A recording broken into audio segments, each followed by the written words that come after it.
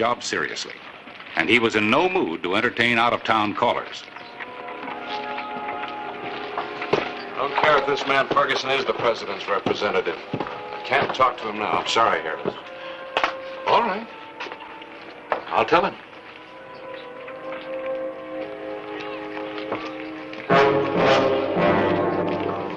Here he comes. Watch him, Joe. He's got 4 arms and a gun in each hand. It still only takes 1 slug to kill him.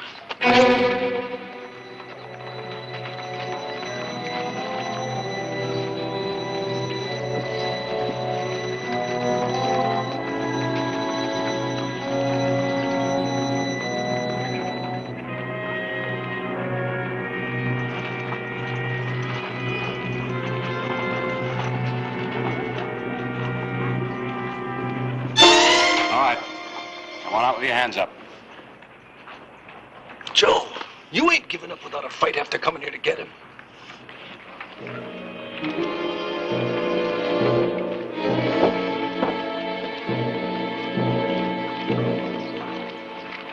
So that's Clay Hollister.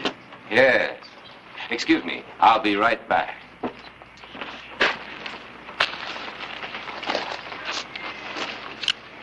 Looking for me, Joe? Not anymore. Who told you to kill me, Big Brother Ed? Good work, Sheriff.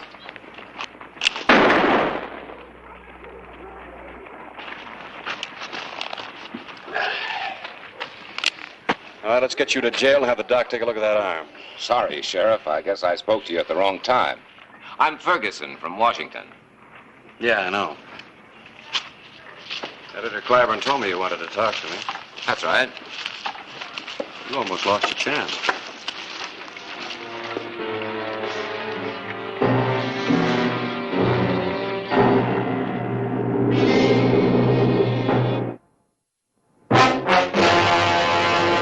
An actual account from the pages of my newspaper, the Tombstone Epitaph.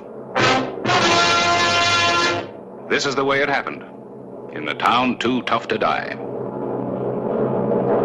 Tombstone Territory.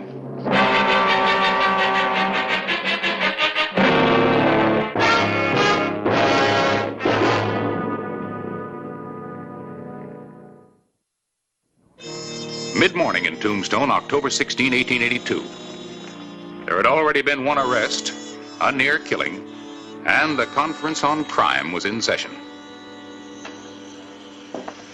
So, President Arthur sent me out here to investigate your mounting crime and lawlessness. He feels that Tombstone is a blot upon the entire country. Your Boot Hill is proof enough of that. Mr. Ferguson, wherever there's sudden wealth, there's always sudden death, whether it be a diamond strike in Africa or a silver strike in Arizona. What's your opinion, Clyburn? There's crime and lawlessness in Tombstone, yes. That's in the nature of a boom town. But most important, our law has never lost the upper hand. Then why should any newspaper send me all the way from New York to do stories about Tombstone? Gentlemen, you know this is one of the most notorious towns in the West. Hope you're not expecting too much, Miss Blythe. You could be disappointed. Oh, I'll get my stories. Good newspaper woman, Clay. Those were fine stories you sent up last spring from Panama about the digging of the canal. Thank you. I think this investigation will make good copy, too. Please understand, the president merely wants to offer his help if you need it. The law's getting control. How about your Apaches? You don't seem to have them under control. They're more a matter for the military. General Crook and the cavalry, although we do work hand in hand.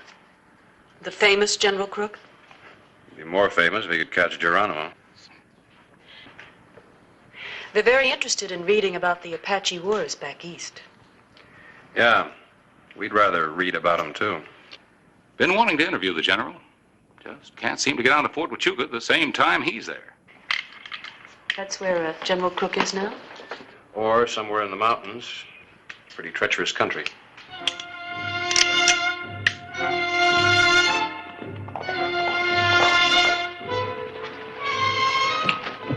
Elizabeth Blythe had come to Tombstone for a story, and she was determined to get it. She rode out toward Fort Huachuca and the dangers of outlaw country.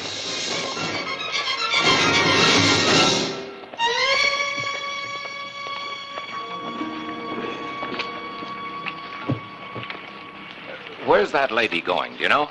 Fort Huachuca. Try to find General Crook. Fort Huachuca. I'm Ferguson, special investigator for the president. Get me a horse, will you? I'd like to see if I can head her off. Why, yes, sure. I got one already. Thanks.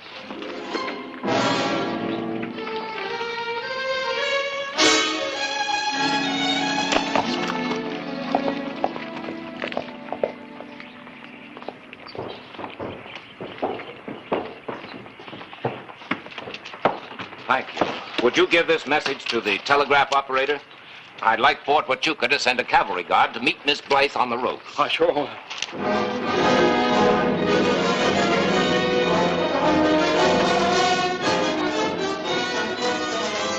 Elizabeth Blythe continued her ride toward Fort Huachuca, unaware that the president's investigator was riding out after her, or that one of the Chandler gang was also riding hard out of Tombstone.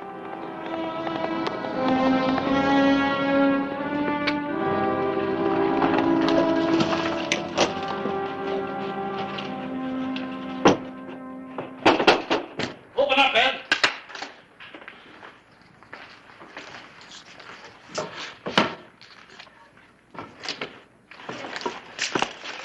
Ed, I got news for you. Sheriff's dead, huh? No. The sheriff got Joe in the arm, threw him in jail. Jail? You stood around like a bum on a log? Lad, there weren't a thing I could do then. Ed, wait a minute. Don't you want to hear the news? What news? About that galoot from Washington. What about him? He was sent here by the president to keep an eye on Tombstone. He's headed this way right now, chasing after some gal newspaper reporter from New York. Yeah. I like that.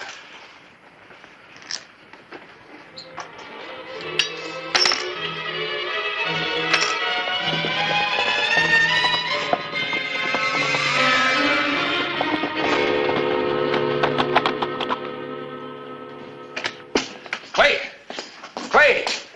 Yeah? Ferguson and Miss Blythe are gone. Oh, back east? No such luck. They both rode out toward Fort Huachuca. Great.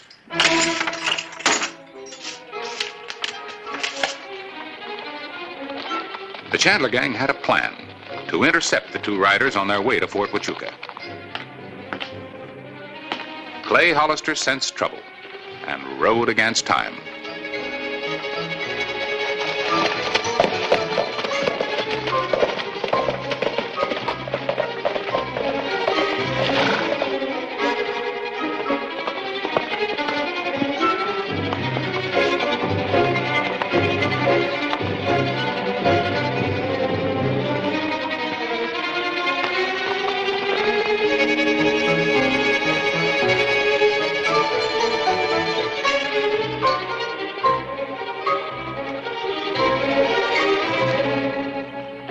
That was a very foolish thing to do, Miss Blythe.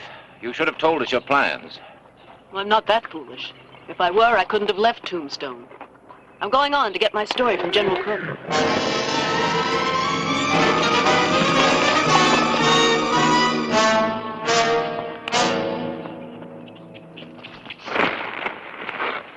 What's this all about? The boss got lonesome, wants company. I don't think he'll want mine. Do you know who I am? That's the reason he wants to see you. The young lady there may get a good story. It'll be about you. Oh, no.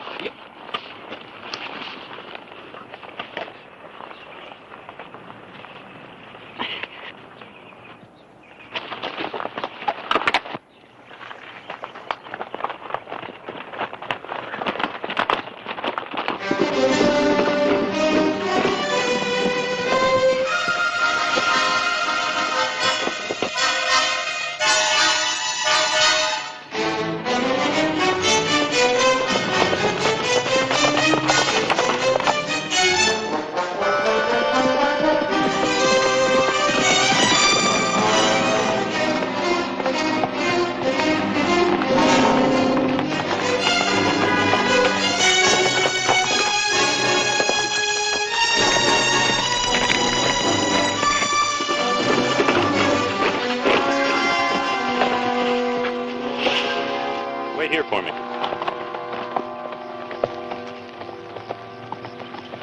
Howdy, Mr. Hollister. Where are you headed for? I'm looking for a girl newspaper reporter and a man who set out to find her. So are we. He wired the fort to send a guard out to meet him. Well, I can't understand how you missed him. Me either. Hope nothing's wrong. Look, Corporal, take your men up through the Huachucas on the way back. I'll ride through the whetstones. Glad to, Hollister. And, if you find out anything, wire my deputy in Tombstone. Right.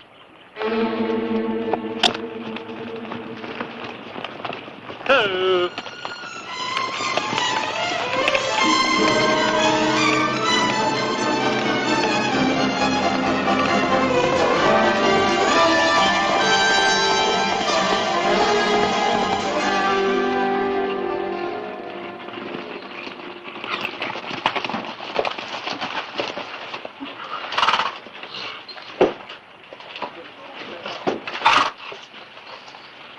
Step up.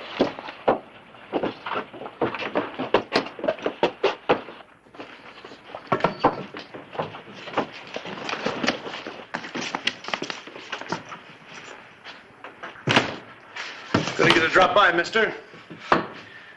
You too, miss. You'll be doing some dropping yourself. From a scaffold. That's big talk, mister. From an hombre in your fix. He has every right to talk big. He's speaking for the United States government. I know. Sent by the president. That's why I brought him here. I have a small favor to ask of a big man. What's that?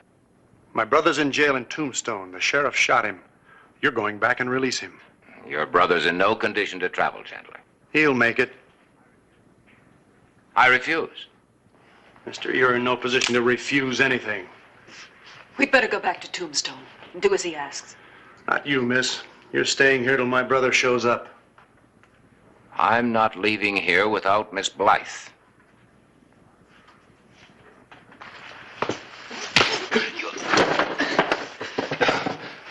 Are you ready to go back to Tombstone? Without Miss Blythe? No. Please, you've got to do as they say. I want my brother here within 6 hours. And tell Hollister that if he makes one move that looks like a double cross, we clear out for Mexico. With the little lady. In that case, I guess I have no choice. Put the blindfold back on him. Take him back where you picked him up. Then he's on his own.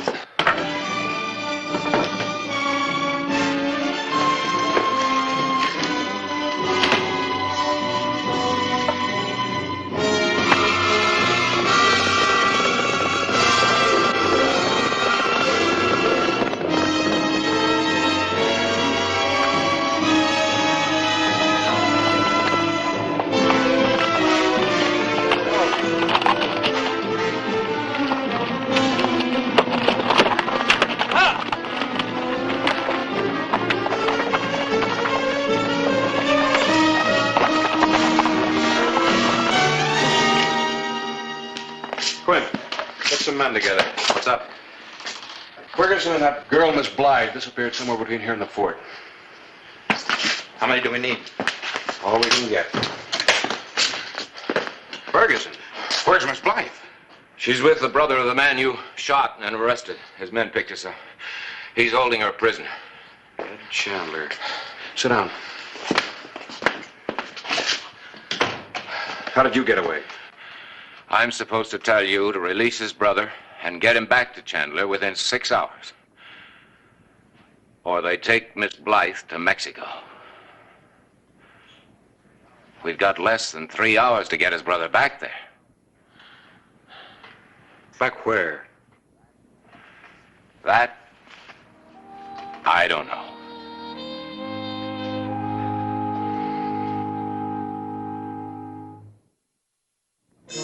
The afternoon of October 16, 1882. The investigator of crime in Tombstone had found some. And had found himself right in the middle of it. I've been trying to get something on the Chandlers. They're suspected of murder, rustling, smuggling, armed robbery. Everything in the book. I'll get the men to follow Joe. Maybe we can find him that way. Never mind the posse. Ed'd just skip over the border with the girl.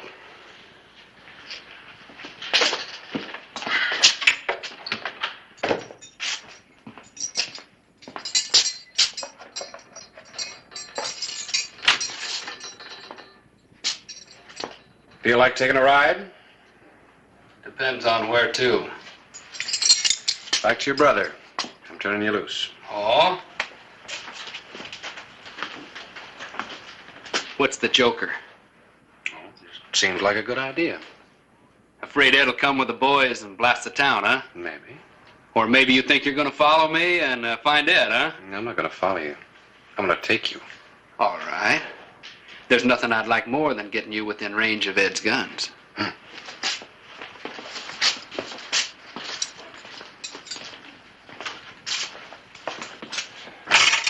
Quint, I'm going to take your horse. Mine's tired out. Sure, Clay. And don't let anybody follow us. We won't. But if you're not back by tomorrow, the whole town will go out after you. We'll be back. And don't let anything happen to that on the way, or Miss Blythe is a gunner. Yeah. First you have to shoot him, and you have to keep him alive.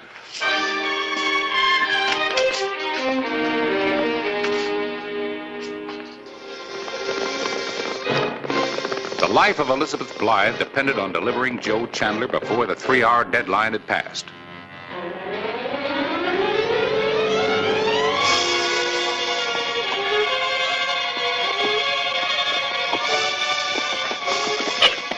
Chandler grew weaker, and the ride was slow. Time was running out.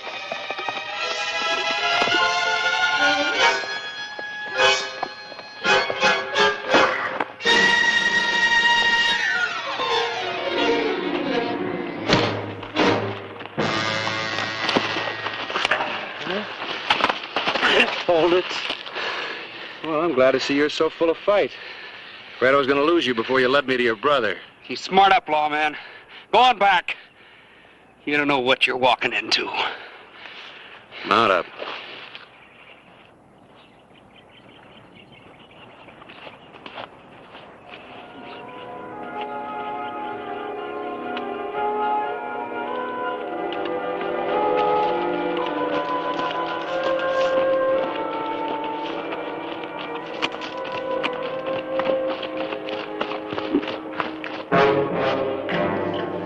I guess we better get ready to ride.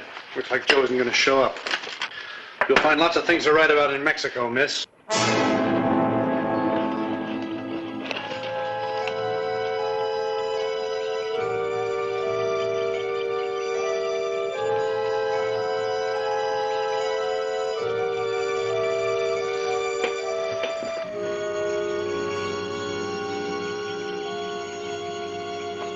Chandler!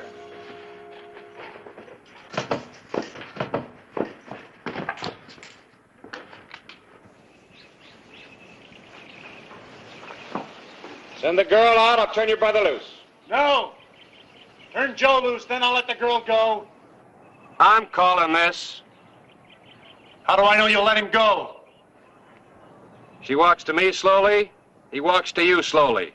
And I'll have him covered every step of the way. You'll shoot him. Unless I have to. Give me the girl, there won't be any shooting. This time.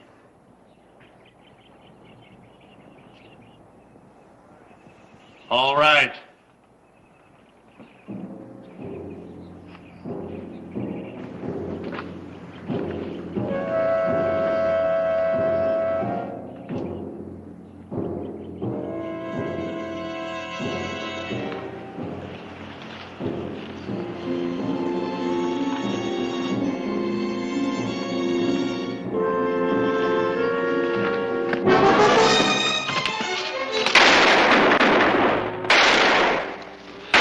Did you get Hollister when you had the chance? You were just too fast for me. Well, he's not too fast for me. We'll get him now.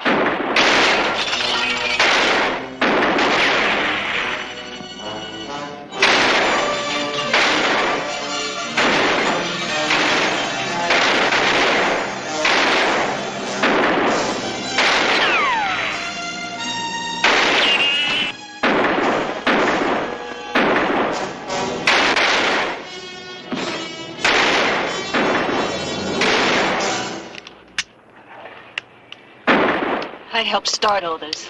I'm sorry. Stay down. Here, make yourself useful. Keep him pinned down. I'll go get him from the back.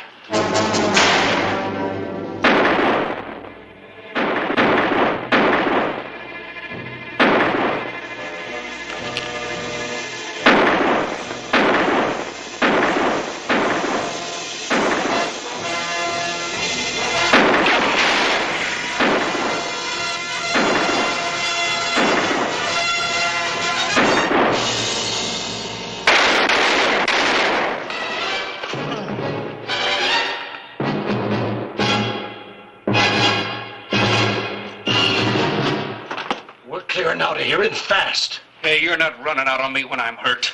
It'll blast you. Ed's dead, and you know it. He ain't dead. He'll be back. He just gunned down Hollister. I know he did. Then where is he? You wait for him.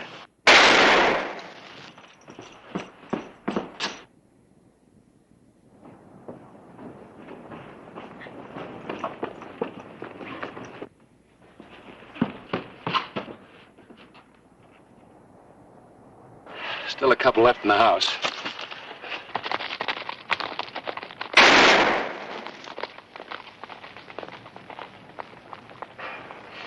Come on out, Joe. You haven't got a chance. Men are gone, your brother's dead. You're lying. He ain't dead.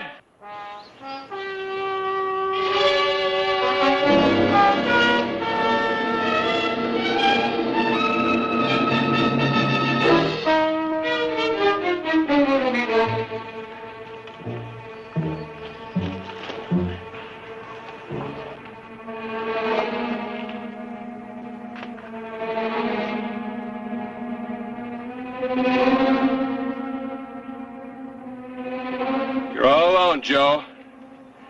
Come on out.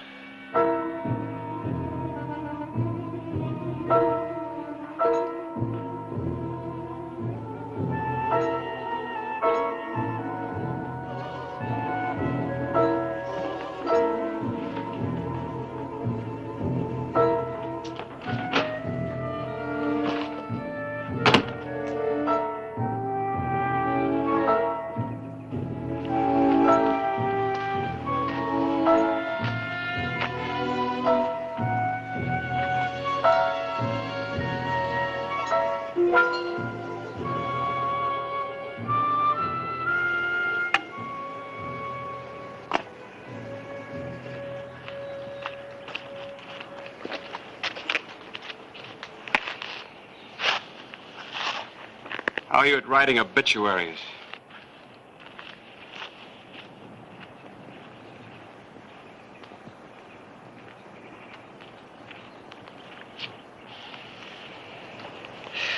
Going back to jail, Joe.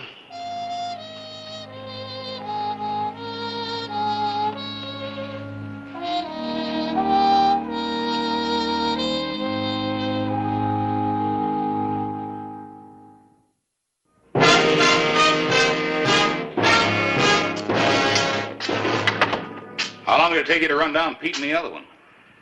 Wore out 2 horses, but that takes care of the Chandler outfit. I won't need keys to keep the ones up on Boot Hill out of trouble. You don't like your job, Sheriff. I don't like killing. Hollister, I came out here to report on the crime wave in Tombstone. Yes, and when you interrupted an arrest to tell me that, Joe Chandler almost killed me. I'm going to report that there is crime, a lot of it. But it's being held in check. I'll second that. My recommendation will be absolutely no interference by federal authorities. And you know how I'm going to back that up? How? By leaving for Washington myself on the first stage.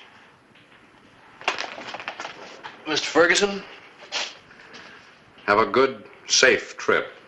Thank you.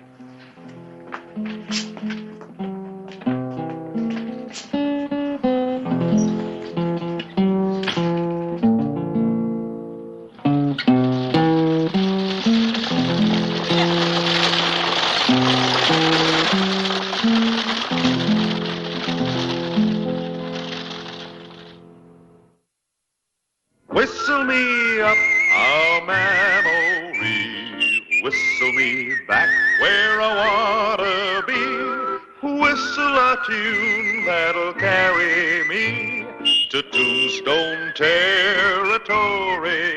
If your past has run afoul of the law, it's a handy place to be.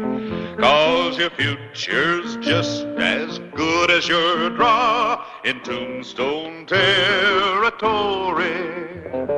Whistle me up a memory, whistle me back where I wanna be, to Tombstone Territory. In town. I just saw him. So? The talk is he's back in town to kill you, since you were the one who sent him up. Well, never expected to catch the two of you together. Must be my lucky day. Oh, Jake, I understand you're going to call me out. Don't listen to gossip, Hollister. I'm not here to kill anybody. Oh? Prison changed you, huh? Yeah. Clybourne, I want to run an ad in the paper. One of those one-liners. Expert wheelwright wants job. You? A wheelwright? I learned it at Yuma. You gonna run the ad or not? Sure, I'll run it. I'm all for any man who wants to go straight. And Hollister, if any joker wants to blame me for something again, you know better, see?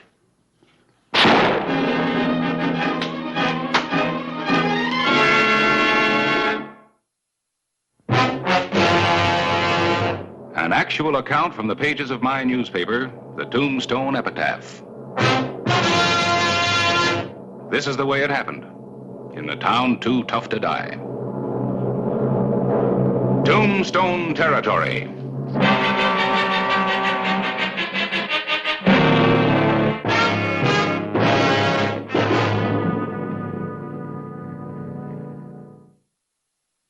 The morning of May 31, 1885, got off to a fast start. A man had been shot and killed on his way to work.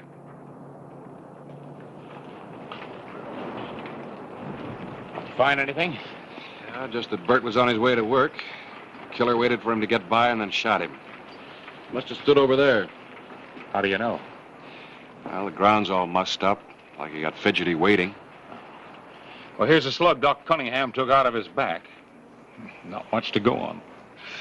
Great. Can't be more than a couple of 138-40s in town. Old Bert Henry. Who'd want to kill him? Maybe Harry Dunbar can give us something to go on.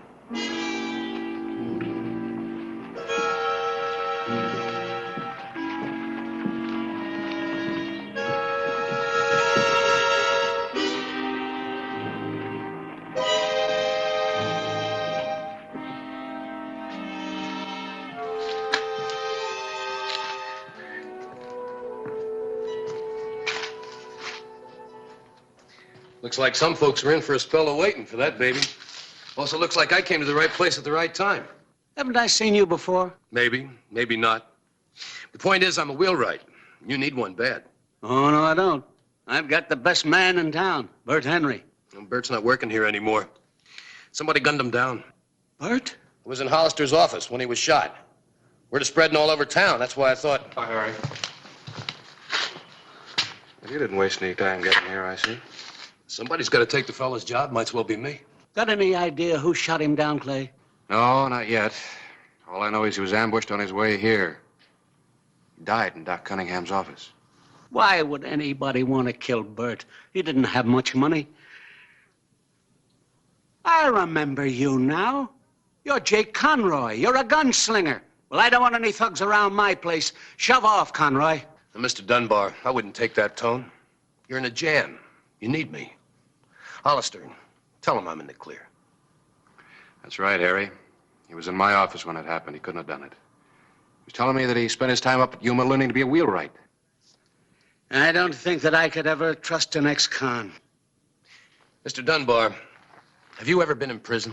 Of course not. Then you don't know what it takes for a man to buckle down and learn a trade late in life. To tell himself he's going to go honest and above board. All right, Conroy, I'll give you a break, but I warn you, the first false move and you're finished. It's a deal, Mr. Dunbar. And in a week, you'll be begging me to stay.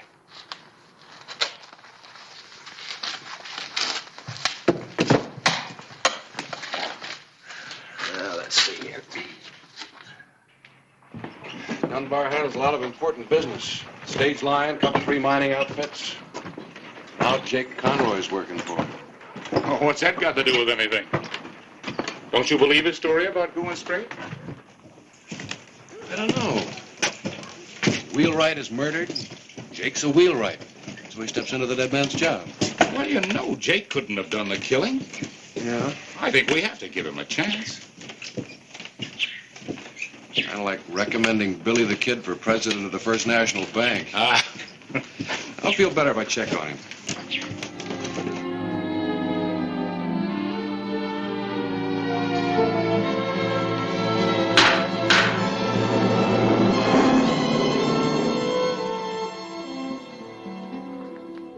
Don't seem warped to me. Looks like a fair to middling job. What do you want? George West been in? The West Consolidated Mining Company? What about him? When he comes to town, he leaves his buggy here. Saw him on Allen Street. No thing about it. Well, you work here. You know the customers. I'm not in the habit of giving information to strangers. Now get out of here. Come on. What's the trouble? Get out. What was it, Jake? Just a bum asking questions. Ain't like his looks, gunslinger type. Look, told you I'd have her finished by quitting time.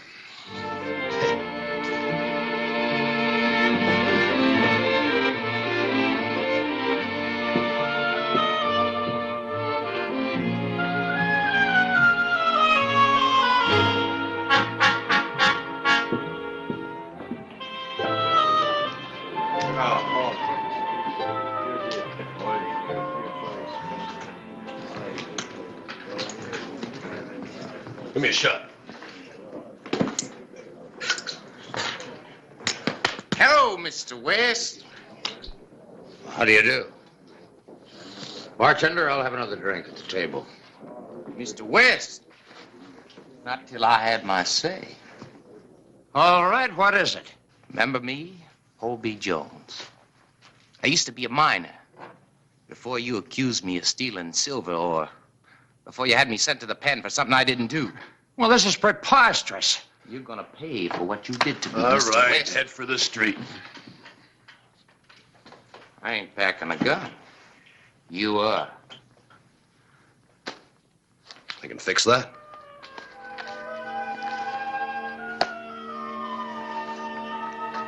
Now, are you gonna go out in the street?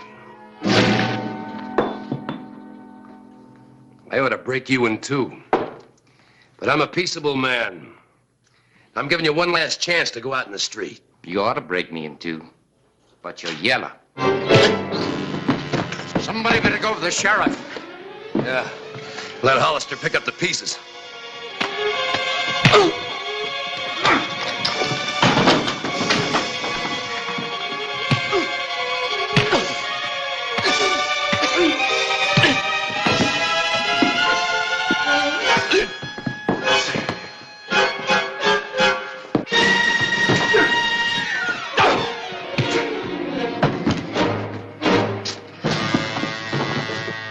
All right, Jake, you're under arrest. What for? I didn't do anything. He started it. I had to protect himself. Don't give me that. Let's go. Just a moment, Sheriff. He's right. That man mistook me for somebody else. He accosted me. This man stepped in on my behalf. Thanks, Mr. West. Thanks. I got in trouble a few years ago. You know how lawmen are. Once they get you pegged, they hate to see you come unpegged.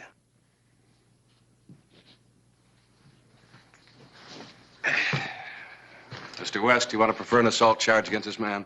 No. Just lock him up and let him sleep it off for the night. Real high and mighty, ain't you, Mr. West? Let's go. Good man, Hollister. The best. Guess I'd be suspicious of everybody, too, if I had his job. I'm grateful to you, Conroy. If ever you need work, come around and see me. Thanks. But I'm working for Harry Dunbar right now. I'm a wheelwright. Wheelwright? I noticed that buggy of yours. Anytime you want it fixed, bring it around. I'll treat it right. All right. We seen you, Mr. West. Oh, Conroy, your gun. No, thank you. Don't know why I wear it. I guess we've got to protect ourselves in Tombstone. We found that out. We did find it out. Thank you.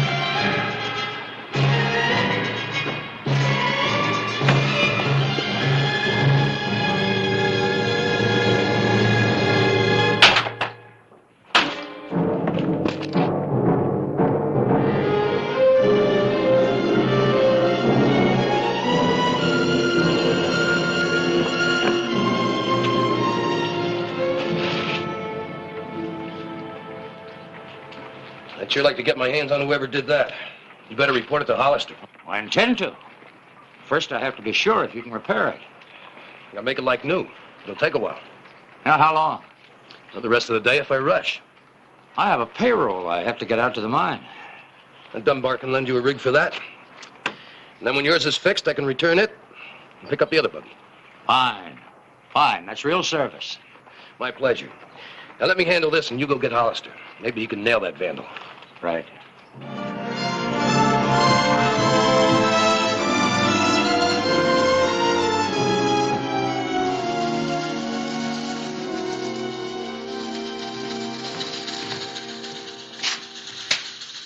Hello, Jake. Hello, Hollister. Anything you can tell me about Mr. West's buggy? Yeah?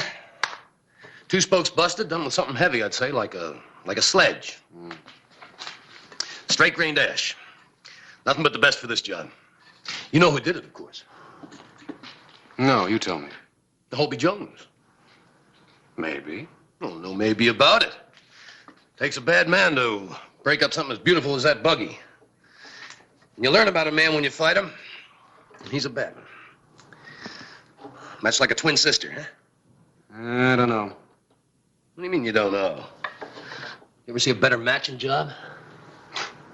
I wasn't talking about the spokes. I was thinking about something else. Something else? Yeah. I'll see you later.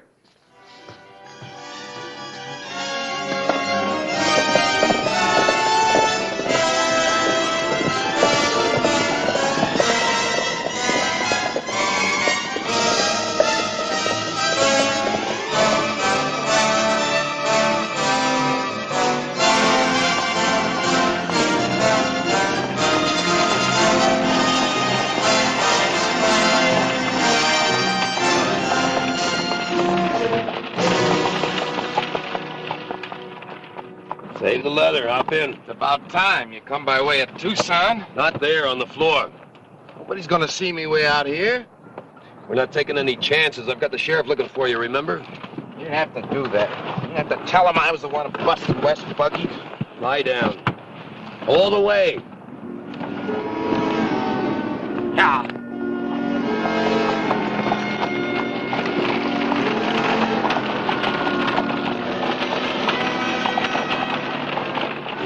Boy, this is sure a sweet running chariot. Just another buggy. You ought to be glad everything's running so smooth. It ain't a bit smooth down here. Oh, just think of Mexico. Wine, women, and money. We'll be living like a couple of caballeros. Still got lumps from that fight. I've had the dirty end of this job all the way. That's because you're not educated. You should take up a trade like me.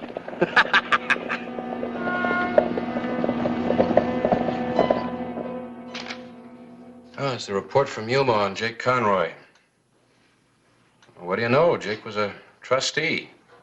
Exemplary conduct, learned to trade. At least he gave us a straight story. Released May 1st, along with an inmate by the name of Red River Tom. Left Yuma together, heading east. Uh-oh, listen to this. 5'11", slim, dark-haired, 32, speaks with a slight southern accent. Reminds you of anybody? That story I gave you for the epitaph. Conroy's fight in the Crystal Palace with a stranger. Hobie Jones. Or Red River Tom, according to Yuma. These days, thugs change their name like you change your shirt. Well, then, if Conroy knew Jones, that fight in the saloon had to be staged. Uh-huh. But you gotta go back one step further. Hobie killed Bert Henry so that Jake could get into a key job. Then the fight set Jake up with West. So, naturally, when West's buggy was vandalized, he'd go to Jake. Let's get to Dunbar's.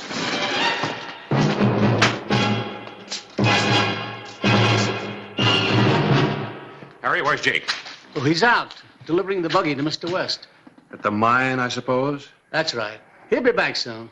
No, Harry. Not unless we drag him back.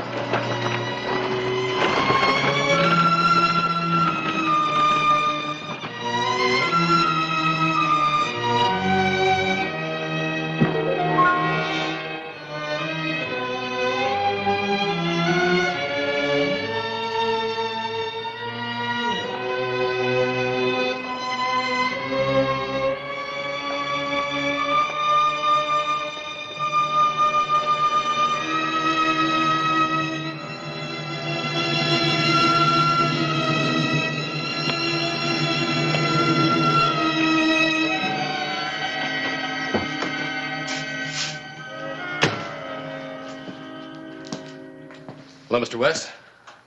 Brought your buggy back. Fine. Fine. Finished early, didn't you? Had to. Got traveling to do. I begin to see it now. Just do as you're told and nobody will get killed. Put the payroll in the sacks. We're going to take charge of it for you.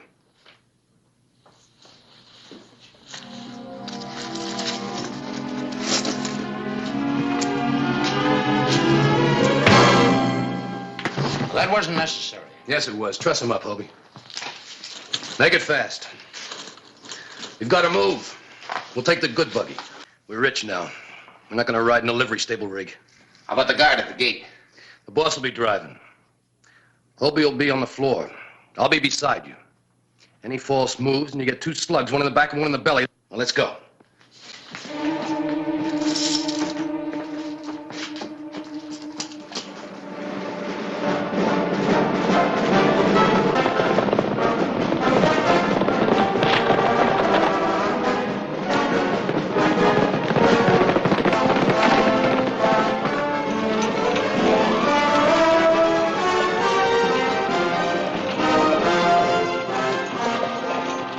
All right, Mr. West, you can pull up right here. Someday they're going to catch up with you. If I have my say, you'll hang. Pull up, I said. Oh, up! Now go on, get down. So you can put a bullet in my back. What's a murder charge against you? Get down.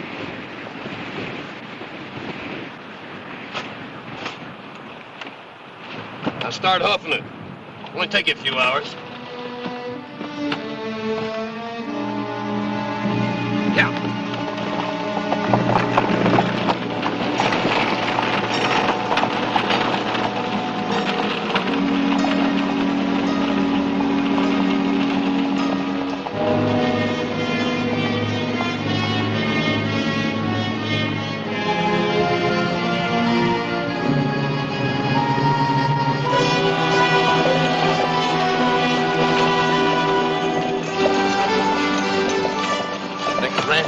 We better trade this trap for a pair of fast horses. Get rid of this fine buggy? Not a chance. Running out of road. Look, I know what I'm doing. Once I drove a herd down this trail, clear to Mexico.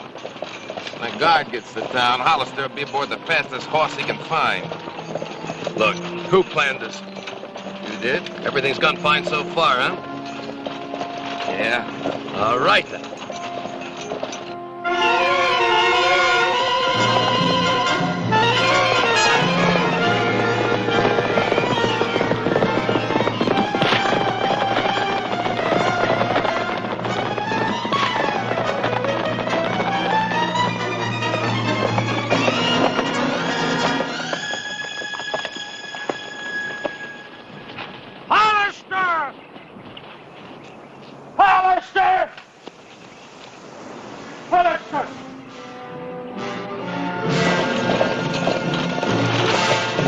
Time on foot.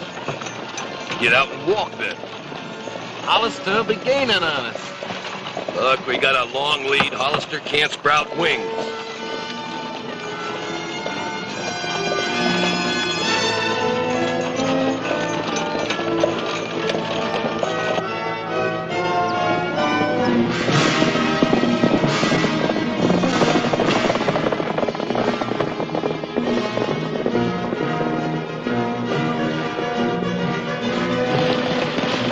This is more like it.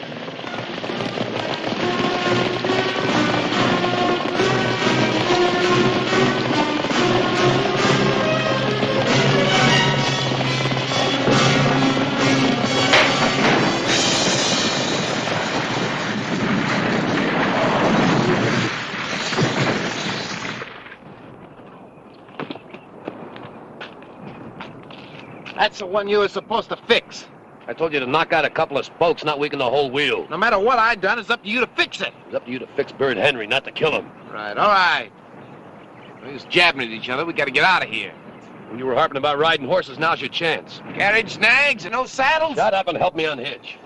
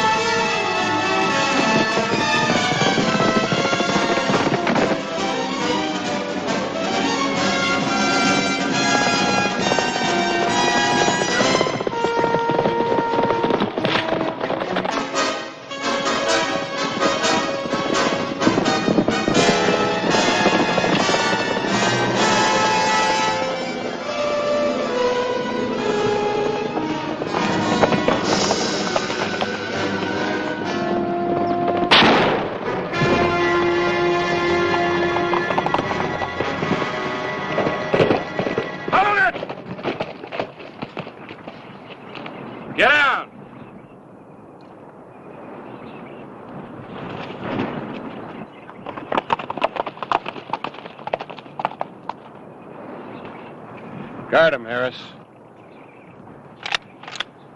I never buck odds when they get too big, Hollister.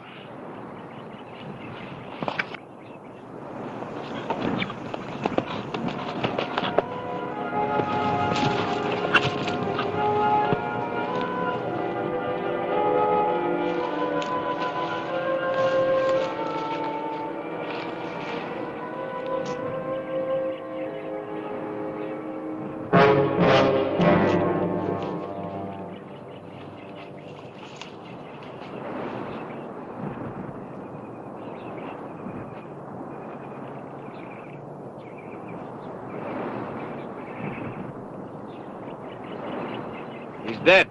Too bad. 3 men could do a lot with 50,000. How about splitting it 3 ways? You can never make it come out even that way, Jake. Harris, get his gun.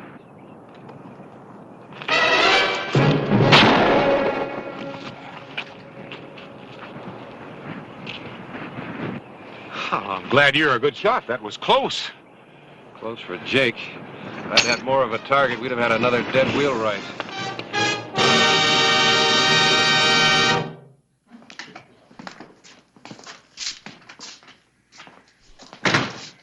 Hold it here.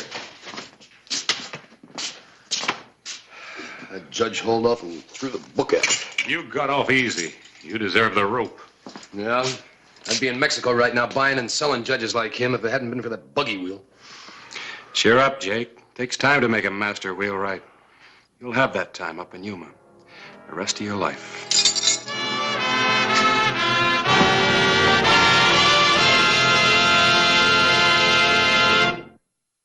Whistle me up a memory, whistle me back where I wanna be, whistle a tune that'll carry me to Tombstone Territory.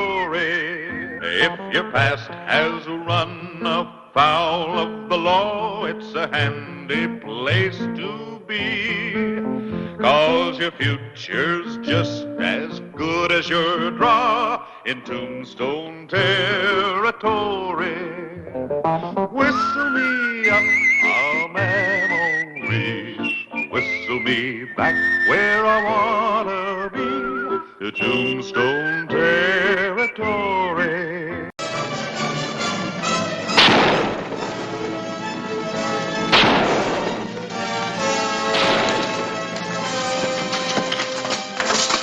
Dexter, find the shop.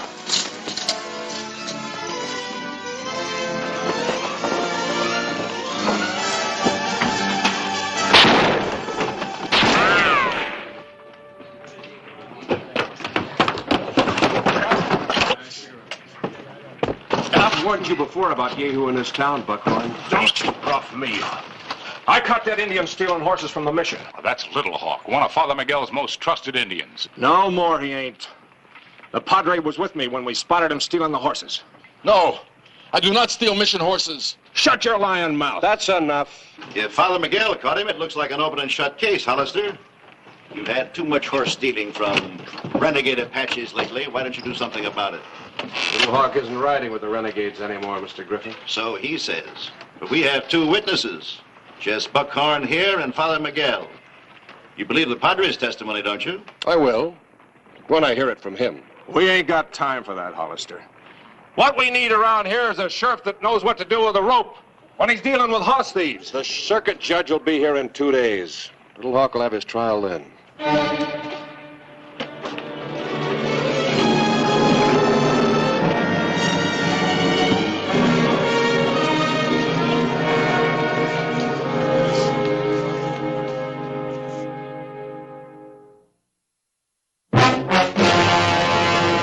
An actual account from the pages of my newspaper, the Tombstone Epitaph.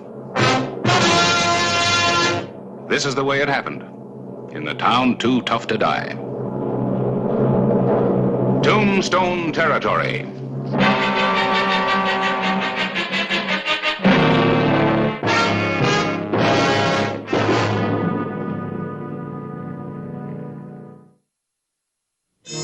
The morning of April 27, 1880 had gotten off to a typical Tombstone start. Gunfire had greeted the day. But this time, nobody had been killed. Thus far. You're a lucky Indian, Little Hawk. Buckhorn's a good shot. We're lucky, too. If that gunslinger had killed Little Hawk, we might have had some real Indian trouble. Yeah, we might not be out of the trouble yet. Griffin was right about one thing. Ranchers have been losing a lot of horses lately. I tell you again, Sheriff Hollister, I do not steal mission horses. I was only taking them to better pasture. We'll see. It is the truth. Buckhorn lies. Somebody's lying. I gave my promise to Padre Miguel to try to learn the good life. I would not take back that promise. I would be what the white men call an Indian giver. That's right, Little Hawk. You would be.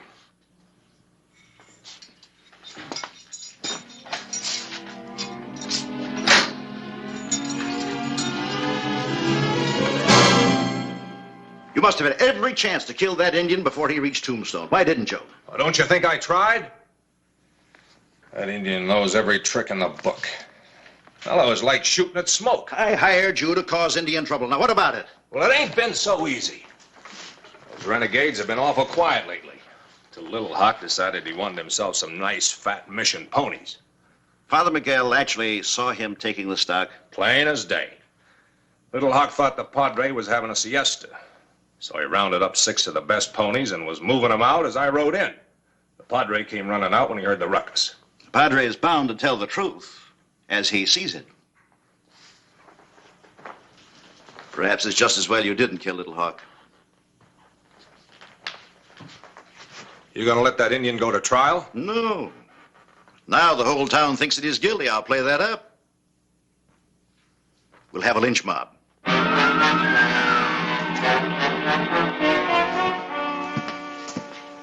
I don't like it, Clint. It's too quiet.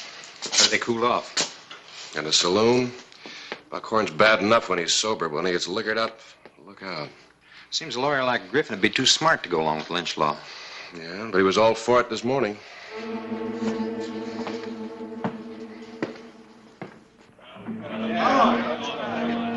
I agree with you, lawyer. It's about time we did some of this ourselves.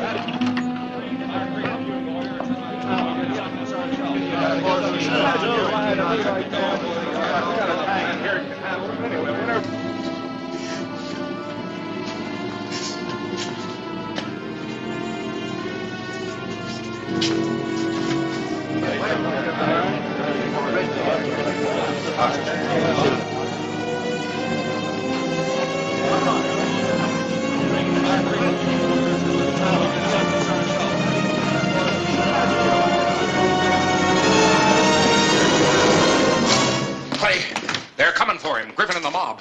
Oh, great. Looks like I guessed wrong. Yeah. Wait a minute. There's another way. Quint, you and Dexter go out the back way and get our horses.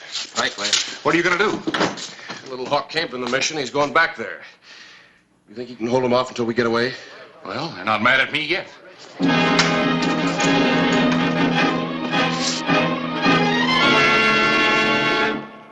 Hollister! We want Little Hawk. Bring him out here. Bring him out.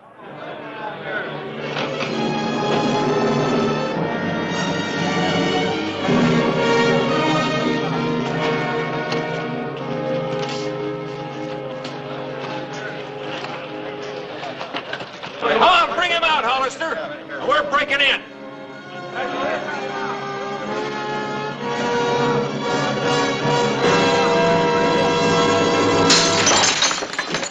Hollister!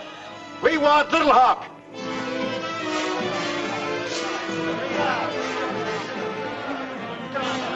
Come on in, Griffin. Nobody's stopping you.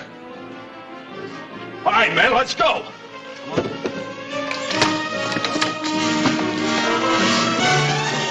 What are you doing here, editor? Just reporting the news, Buckhorn, as it occurs. I've got a fitting headline for tomorrow's edition of the Epitaph. Lynch law returns to Tombstone. Thanks to one of its leading citizens, attorney Fred Griffin, this edition marks the probable death of a town once called Too Tough to Die.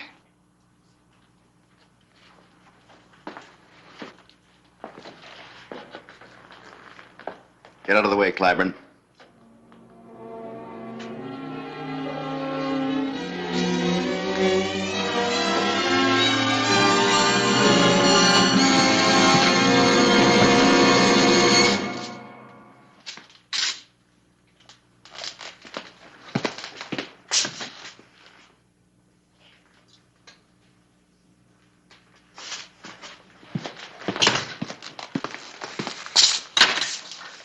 They're gone. Where are they? I thought you were the one with all the answers, Griffin. All right, Clyburn. Hollister wins the first round, but Tombstone's going to have a new sheriff, and I'm going to see to it, personally. And another thing, editor. Hollister has to bring that Indian back to Tombstone sometime, and when he does, we're going to finish what we started here. You understand? Come on.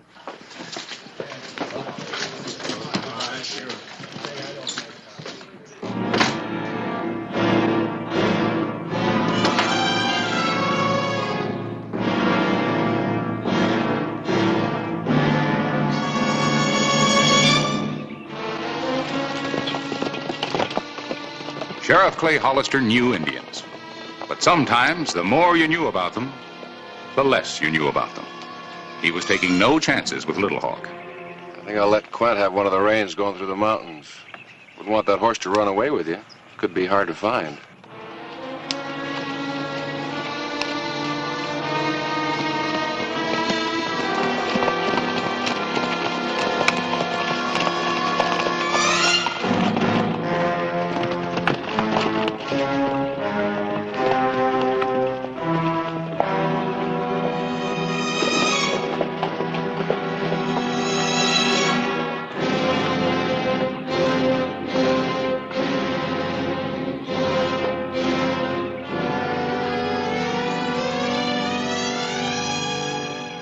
Sheriff Hollister, welcome. Sanctuary, Padre. Padre, help me. In Tombstone, they shot at me. They put me in jail. Yes, I have heard. But these are our good friends. We are, Padre, if Little Hawk's innocent. Otherwise, you'll have to pay. But I did not steal the horses. I was only driving them to better pasture. Toward the rocks of the Cherry Collis? Padre, I know a green valley with better water. You better save that for the judge and jury. Meantime, we have to save him from a lynch mob's rope.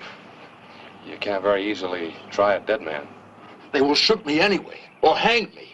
Sanctuary, Padre, sanctuary. You need no sanctuary from them, even if I could grant it. Does that mean that Little Hawk is guilty of horse stealing, Father Miguel? Well, if so, please try to understand. The Apache thinks differently about animals than the white man. To take another man's horses is a great honor in his tribe. He isn't in his tribe anymore. He's a mission Indian now, and he's got to observe our laws and customs. That is true. The circuit judge is due in Tombstone day after tomorrow. Can you hide him until then? Keep him in custody till trial time? Custody? If you got some place to lock him up, my deputies will guard him. Well, we have no locks here. Unless the granary. That is a safe place. May I see it, please? Why, of course.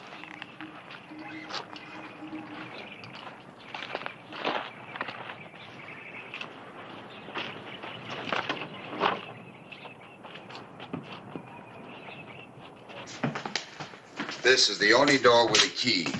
Without it, my Indians would eat all of the grain in one day. I guess we all have our troubles, Padre. Yes. Little Hawk, I'm holding you here until your trial. Thank you, Sheriff Hollister. I will not forget what you have done. Yeah. Just don't give the Padre any trouble. And make sure I'm leaving my deputies here. They will be welcome guests. Thanks, Padre. In case you need them.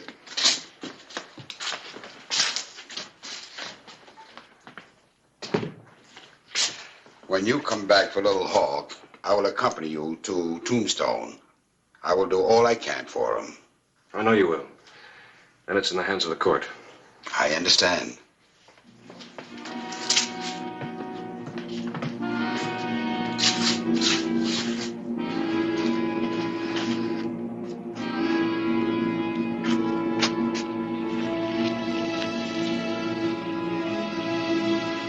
Sheriff Clay Hollister started his long ride back to Tombstone. For the time being, he had saved a life. That was one of the sheriff's sworn duties.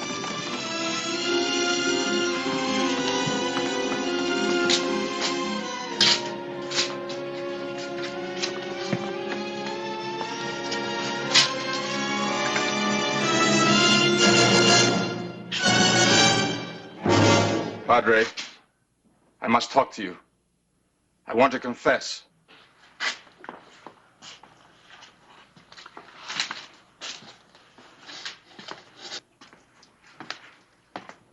Yes, my son.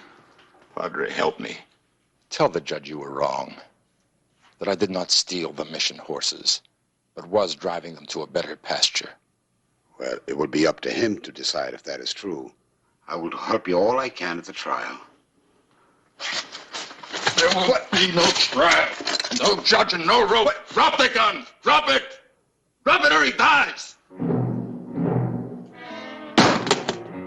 Move!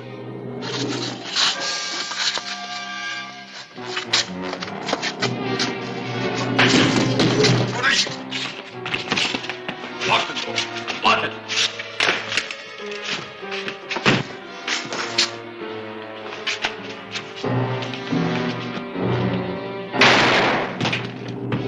No door!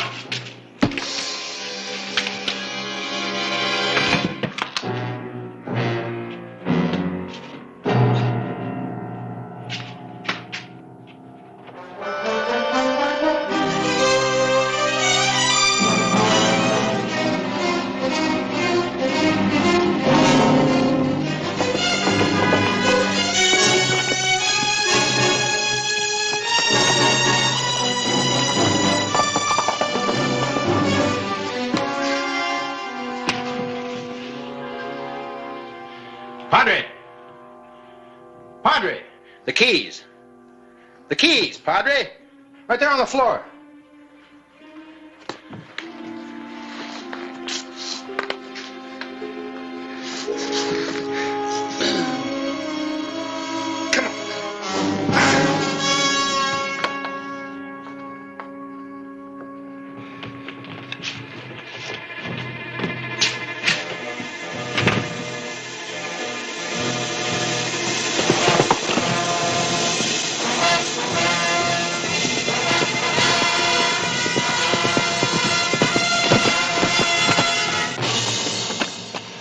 Thought I better ride out and tell you.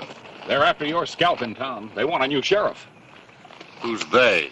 Griffin, Buckhorn, and the mob? They just want a quick hanging or another Indian war. And I'm not a...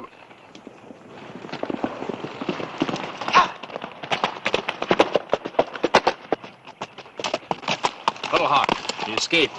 Shot Dexter and knocked out Father Miguel. He said he wasn't an Indian giver. Let's go.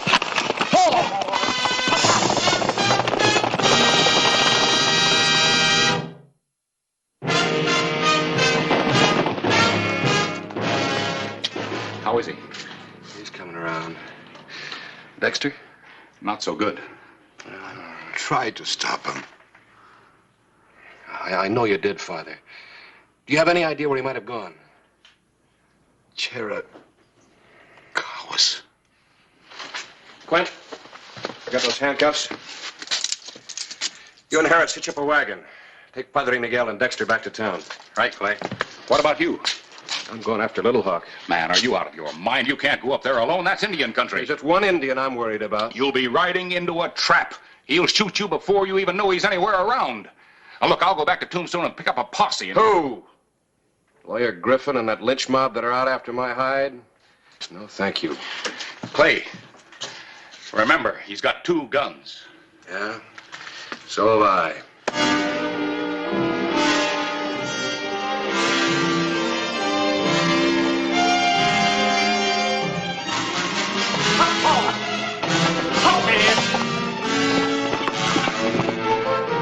Little Hawk was headed to the Chiricahuas, the mountains where bands of marauding renegades defied the white man.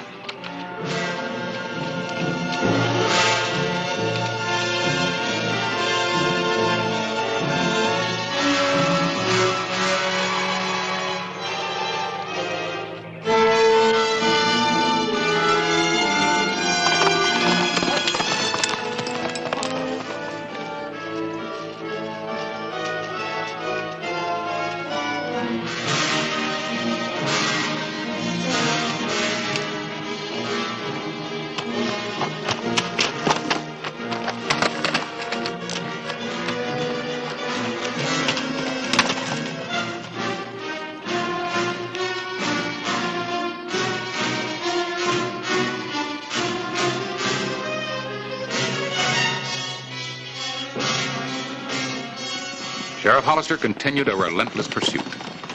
Little Hawk finally arrived at a vantage point in the mountains where he could rest and wait and kill.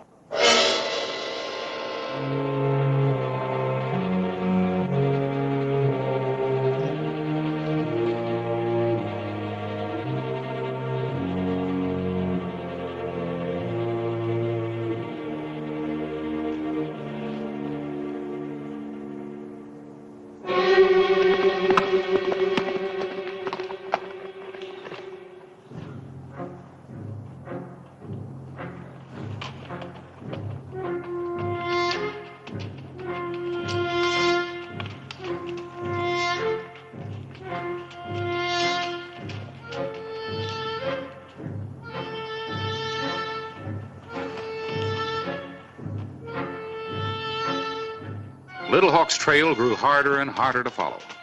The inner Chiricahuas were known only to Indians. For the white man, it was no man's land.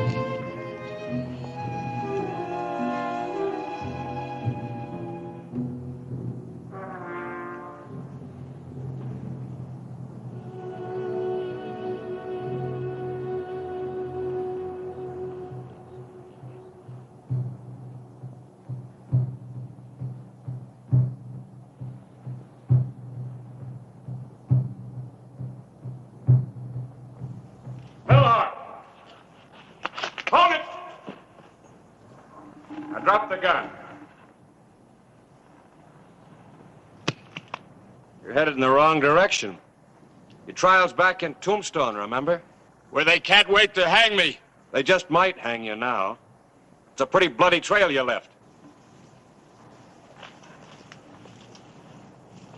All right, Sheriff. I will go with you. But you will have to help me. I've hurt my hand. See?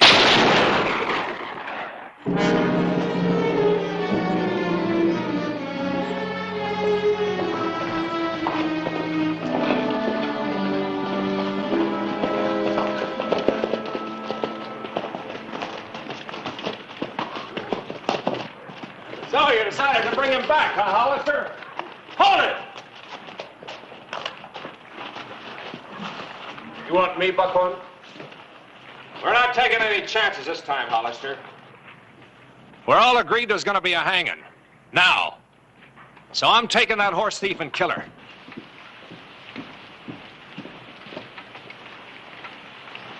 You talking for yourself or for Lawyer Griffin here? I'm talking for everybody in town. You're through, Hollister. These people here will tell you so. We don't like Indian lovers. And we're going to end it all by hanging that horse thief. Maybe. If the court says so. The court? There's always loopholes. We're hanging him now. I don't think so. I do.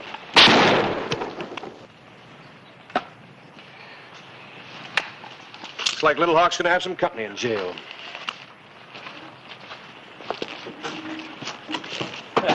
Aren't you going to do something, Griffin? Come on, Buckhorn. Oh, wait a minute. He hired me to make trouble for the Indians. He's lying. Would you take the word of a drifter?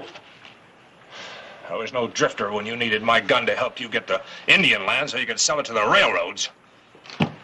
You're a smart lawyer. You should know the penalty for persecution and fraud, not to mention inciting a lynch mob. Will you join us, Mr. Griffin?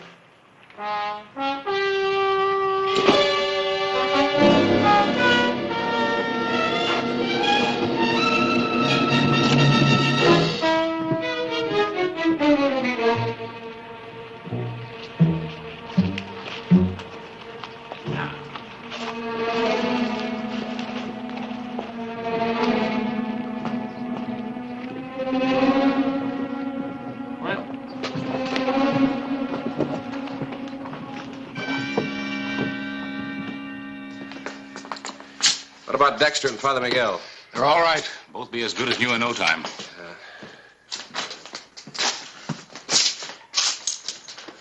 What do you think will happen to Little Hawk? He'll be tried.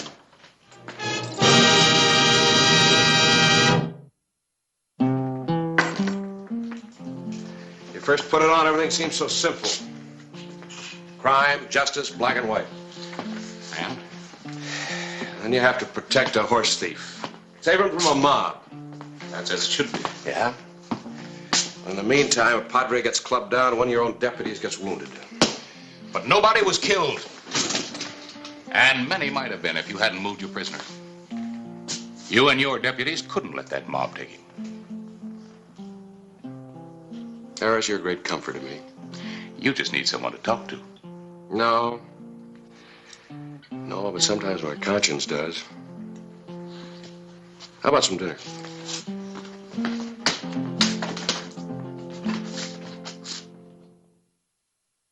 Whistle me up a memory, whistle me back where I wanna be, whistle a tune that'll carry me to Tombstone Territory. If your past has run afoul of the law, it's a handy place to be. 'Cause your future's just as good as your draw in Tombstone Territory. Whistle me up a memory, whistle me back where I wanna be, to Tombstone Territory. Talking ones.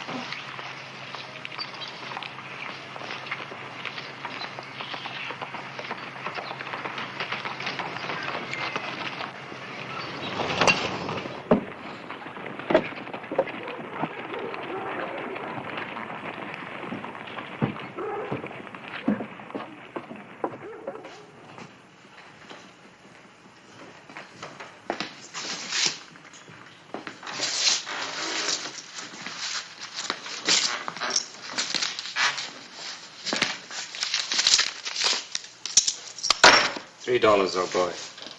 That should pay for running that item in your paper. Ronald Cedric Browning, 33, esteemed citizen of Tombstone since 1880, died Tuesday of gunshot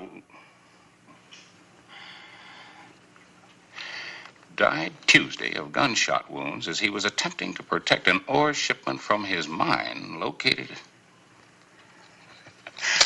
April Fool's Day was last month, Ron. Printed. I'm paying you. Well, I can't print anything that I know isn't true, Ron. Now, why don't you take your $3 and go over to the hotel and Get yourself a room and sleep it off. Print it. You've got to print it. Can't. Ron, I'll print your obituary, and it won't cost you a cent. When at least one fact is true. That you're actually dead. Then I'll make it true. Ron!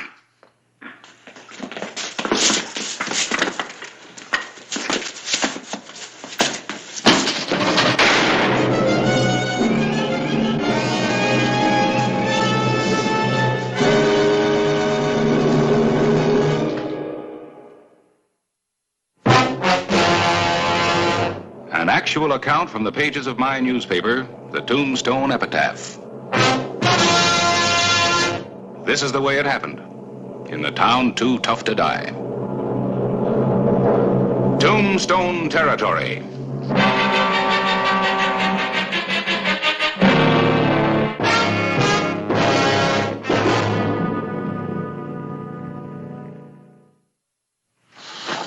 You all right? Yeah, think so. One thing's for certain. The ordinary taxpayer sure gets prompt service from our sheriff. Is that Ron Browning? Yeah, he's all in one piece, just passed out. Slug buried itself over there. Why'd he want to draw down on you? He didn't. Was it his gun? He came in here and wanted me to run his obituary. When I refused, he threatened to kill himself. That's kind of funny.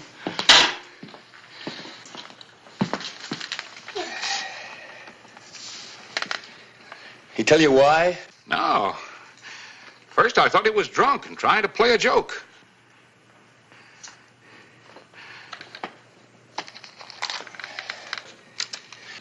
What are those? Well, I saw him coming out of the post office. I thought maybe something he got might have set him off. Something sure did. He wasn't easy to stop.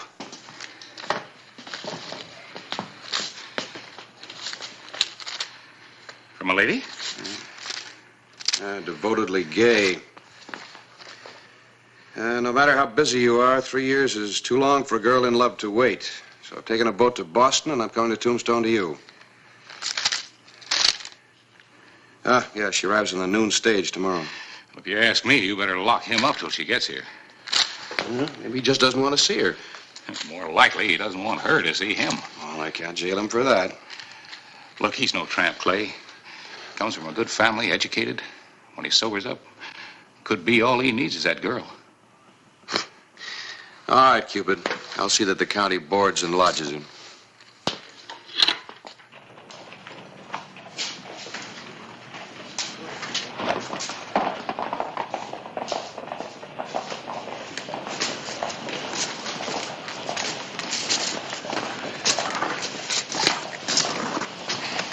Watch the step.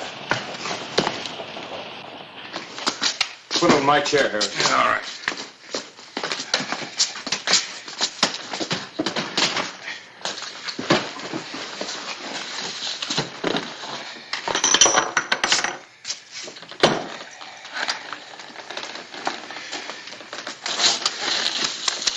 Easy. What do you think you're doing, old boy? We brought you here for your own good, Ron. But if you want an apology... I think you should apologize to, Miss Mitchum. Now, see here. I read your letter hoping it would explain why you pull a gun. It did. What do you want me to do? If I do more than I have, I can't see her. Why not, Ron? 3 years ago, Gay and I fell in love. Her father publishes books. Wanted me to join the firm. I just couldn't see it. I'd inherited nearly £1,000, and Gay and I decided I'd come over to Canada. Start a ranch. And Gay would come over later. Everything was fine until the winter. The worst in 20 years. Wiped out. Is that when you moved down here, Tombstone? I wrote Gay that I'd sold the ranch, bought a mining claim here. A big man now, very successful. Oh, Lord. Gay thinks I'm about the biggest man in Arizona. 10 full feet tall. That's me. That's why. But a girl who would come all this distance just to be with you, Ron, deserves more consideration than this. Nobody ever won a fight by running away from it, boy. It's not for me. Make her think I'm dead. I'm just as good as dead now, anyway.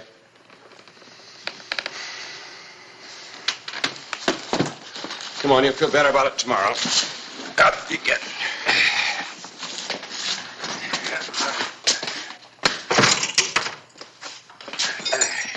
All right. You can't make me see gay.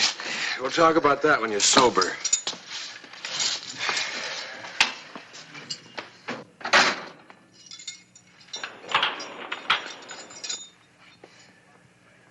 I'm much obliged, Clay, and I think you'll be.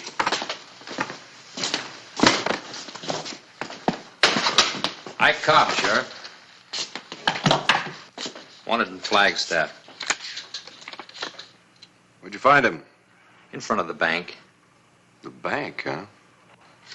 Well, we'll let him use one of our vaults until Flagstaff sends for him. Better make it quick. I ain't staying long. We'll try to make you comfortable. I'll be comfortable when I shoot that star off your chest and off of every lawman.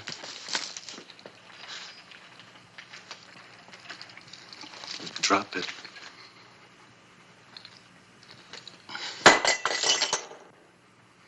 He's tough, huh? I can be. Now, pick it up.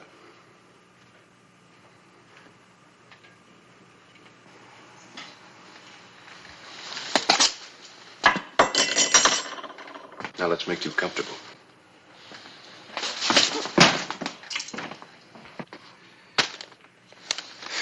Suit, hat.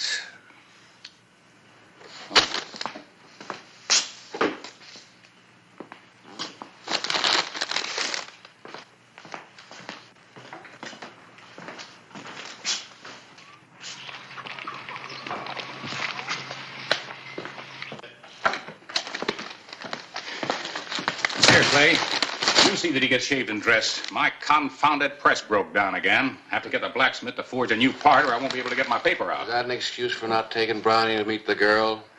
I'll be back in plenty of time. Oh, Harris. Moody's in this morning. I don't trust him to handle a razor by himself. Will you ask the barber to step up here and shave him? Sure.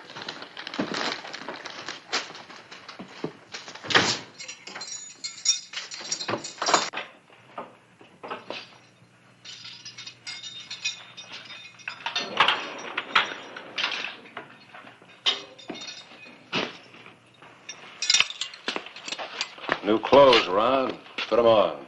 Give yourself a break. All right. The clothes won't make a difference. You know that.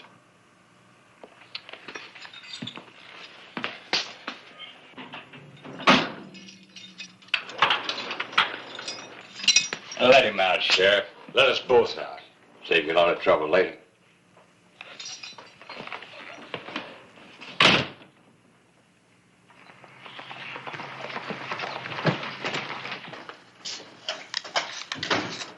Hello, Singh. Customer's all ready for you. Sing Lee ready for the customer.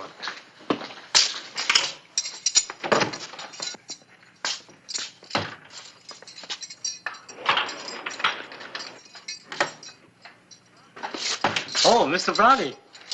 There's some water in that pitcher over by the bunk. Yes.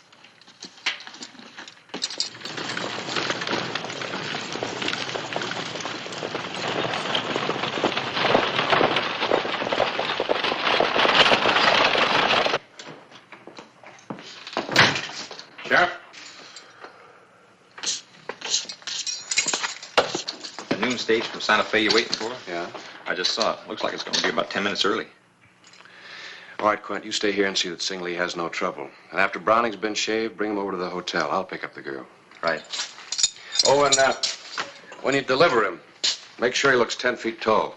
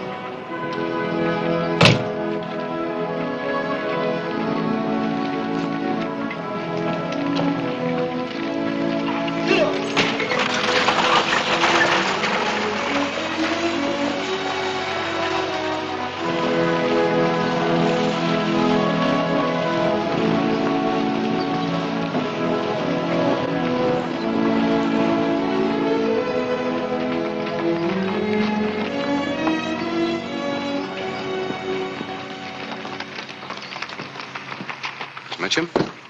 Yes, I'm Miss... Oh, I say, is something wrong with Ron? Oh, Badge? No, Ron's all right. I'm a friend of his, Clay Hollister. He asked me to see that you got to your hotel all right. Oh? Ron's tied up. Business. Is that all your luggage? Hotel's just down the street.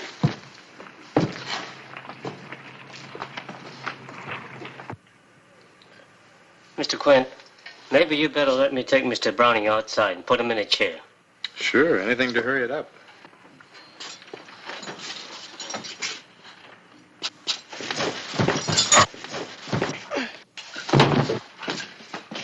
Browning, lock the barber up. We'll both get out of here together. Lock him up, I said. Keys. Hurry it up. Lock him up.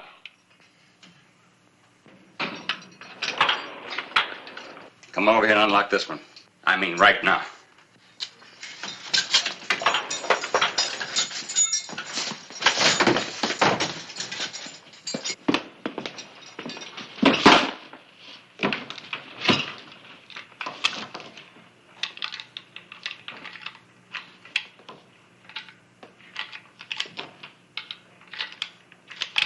Here.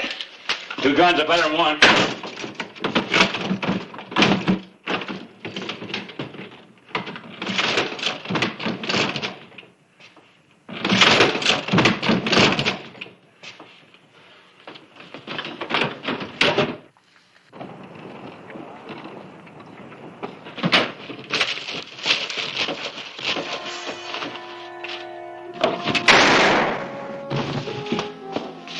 Come on. You get caught now, they'll throw the book at you for jailbreaking. Come on!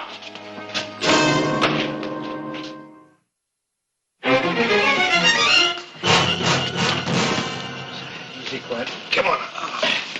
Back over here. You, get that Cunningham. Hurry it up! Suckered me. Got out. He and Browning escaped.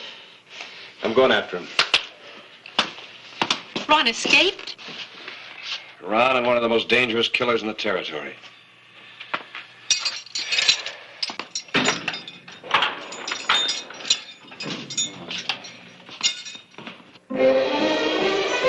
The afternoon of May 13, 1882. Tombstone had had jailbreaks before, but this one really hit home. So, now you know all of it. Ron just didn't want you to know how far he'd slipped. I want to go with you, Sheriff. You stay in here, Miss Mitchum, and no arguments. But if Ron were forced to go... Clay, I saw them heading out of town toward the Dragoons. The way they were riding, I think they were heading for Browning's diggings up in the hills. Here's your rifle, Deputy.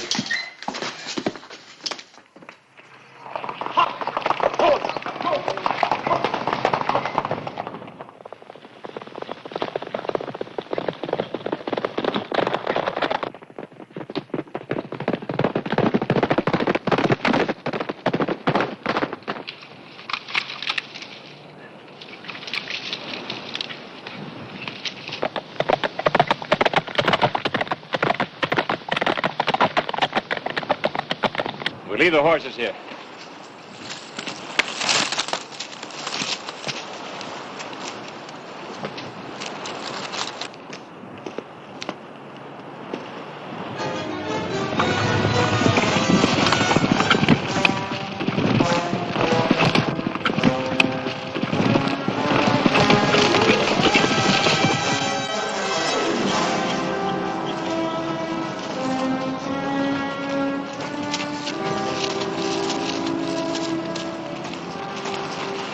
Where's the mine? Up there.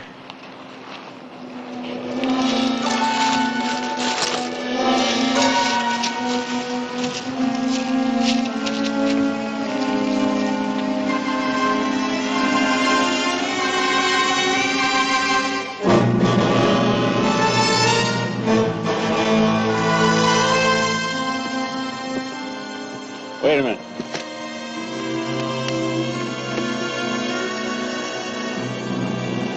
You stay here until I get up in those rocks.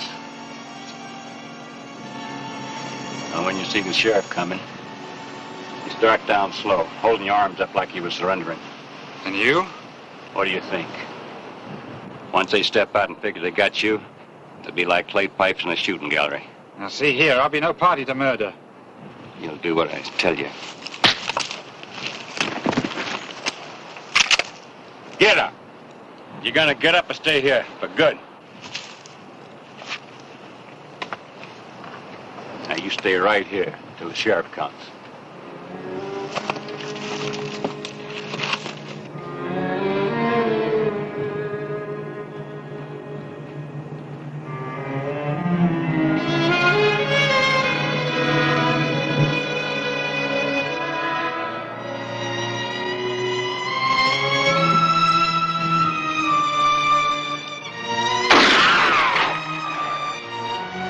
What do you make of that? Maybe there's only one of them up there now.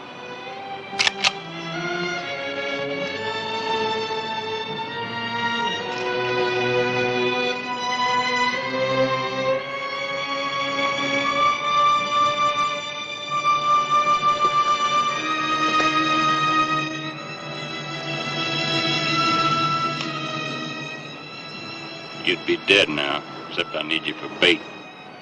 Now you stay put.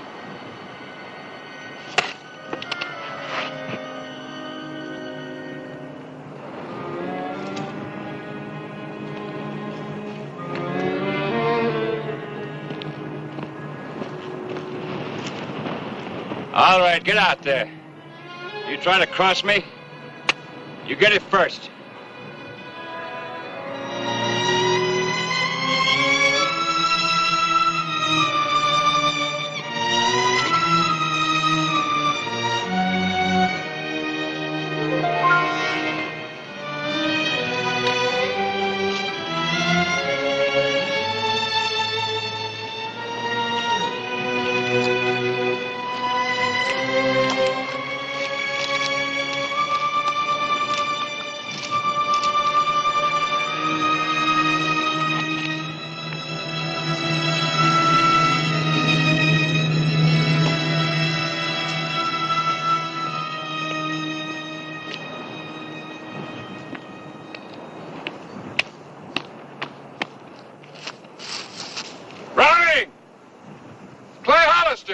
Sheriff! I'm giving myself up. Come and get me. Stay where you are.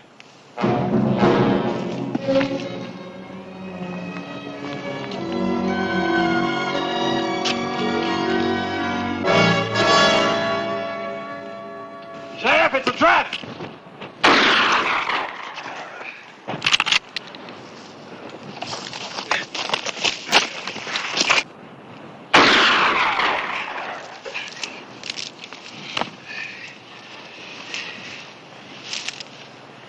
You'd have been better off in jail.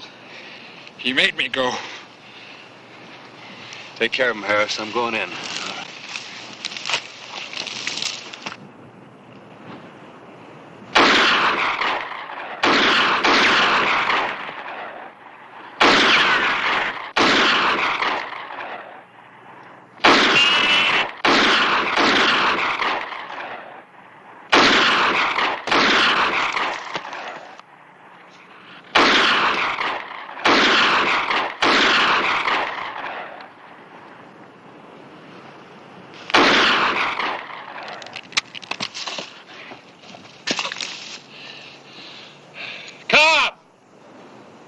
Toss down the rifle and stand up. I know you're about out of shells. Now, do you walk down or do I carry you out?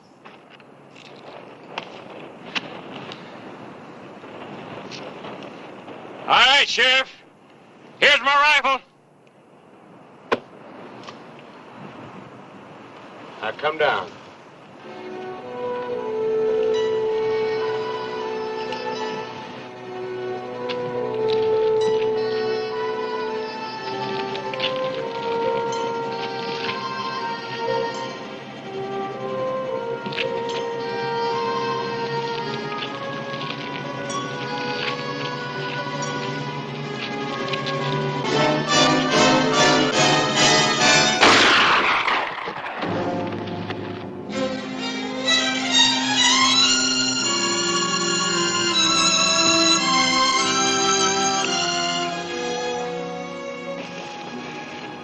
Undertaker will have to come back up and take care of him. Let's get you back to town before you lose any more blood.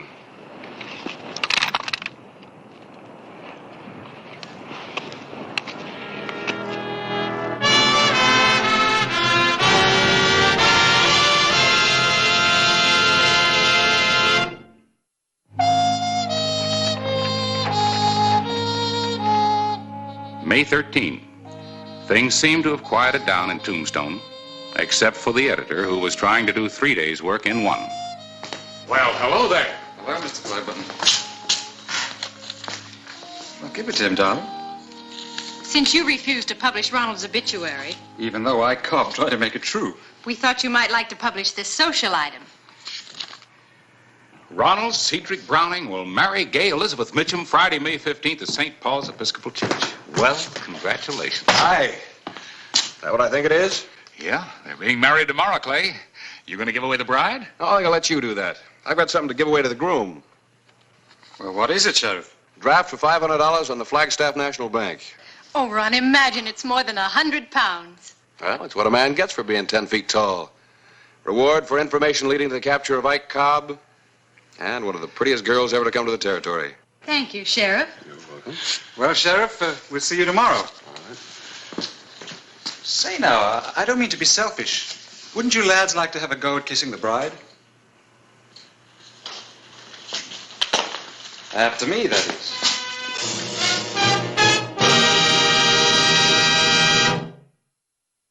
Whistle me up a memory, whistle me back where I wanna be, whistle a tune that'll carry me to Tombstone Territory.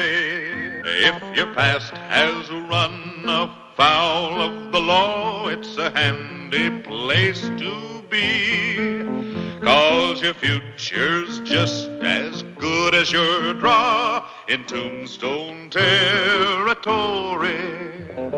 Whistle me up a memory, whistle me back where I wanna be, to Tombstone Territory.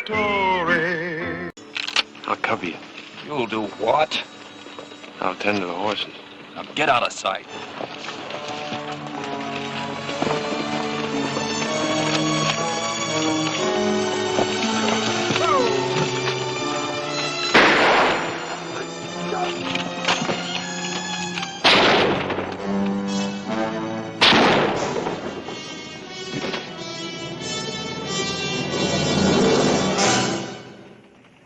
The box. Then keep your hands on those reins.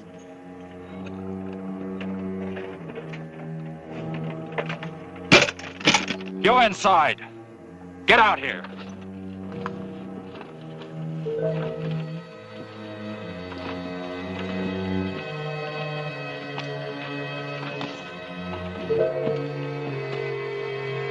I want everything that folds, ticks, or shines.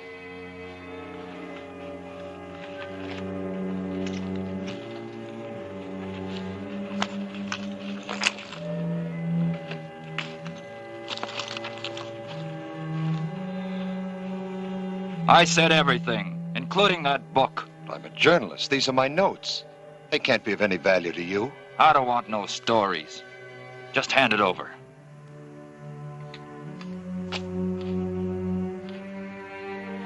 A writer is a man of great curiosity. Might I ask you a question? Ask it.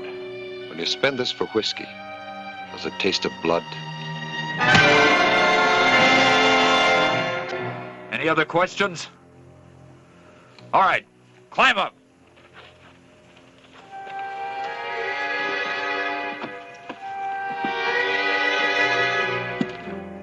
I want to see dust all the way to Tombstone. Yeah, run it, yeah.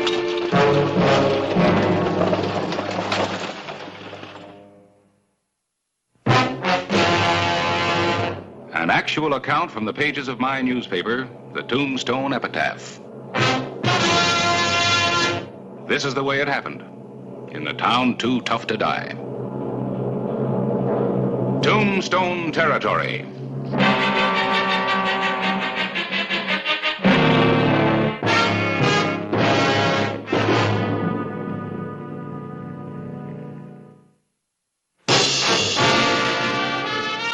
Didn't you get a good look at him, Dan? No, he was wearing a mask. I saw his gun, though. He shot the guard down quicker than you could spit and say howdy. Yeah. All right, folks. Thanks very much for the information. You're not going after him alone, are you, Clay? He's the killer. I'm not alone.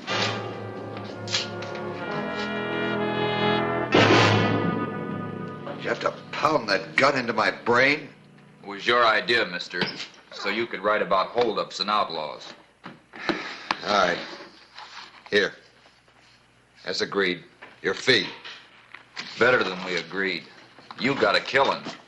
That guard should cost you extra. There it is, Sam. Crack it open.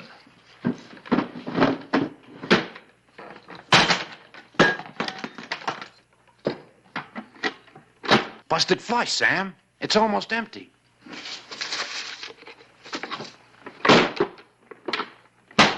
Oh! Sam, you're leaking pretty bad. Yeah. Too fast to travel. I'll need some clean wrappings and medicine. Well, I'll go to Tombstone and get them. They don't know me there. I'll go with you. I want to see how the law works on a stage holdup. Go ahead. You'll like Tombstone. Smoky town. Most every night there's a killing. Sure we can trust him, Sam. Yeah. 'Cause he knows dead men don't write no books. And just take one horse. Like you just found him half dead and picked him up. Let's go.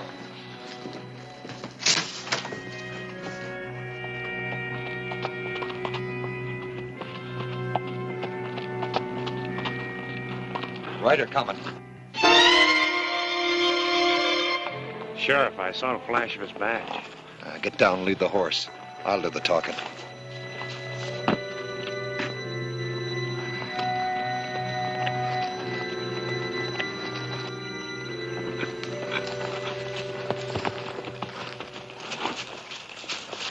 Oh. You fellas mind telling me who you are? My name is Pell, Sheriff. J. Pell from Philadelphia. You the rider that was pistol whipped after the stage holdup? That's me. Oh, this is Tim Grannis.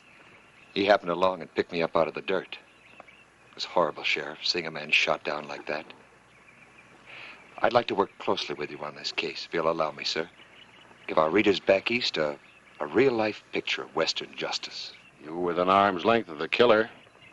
When I get back to the office, you come in and check over the wanted posters. Certainly. Anything I can do to help. Good enough. Ride easy, Sheriff.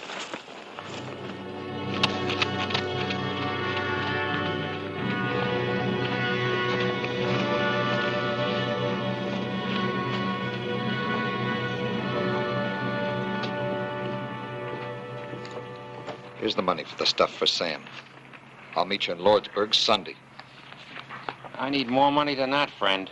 I paid Sam in full. This weed has been tumbling since it left Yuma prison. Time it had some fun. Played a little cards. I'm waiting, pal. All right. Here.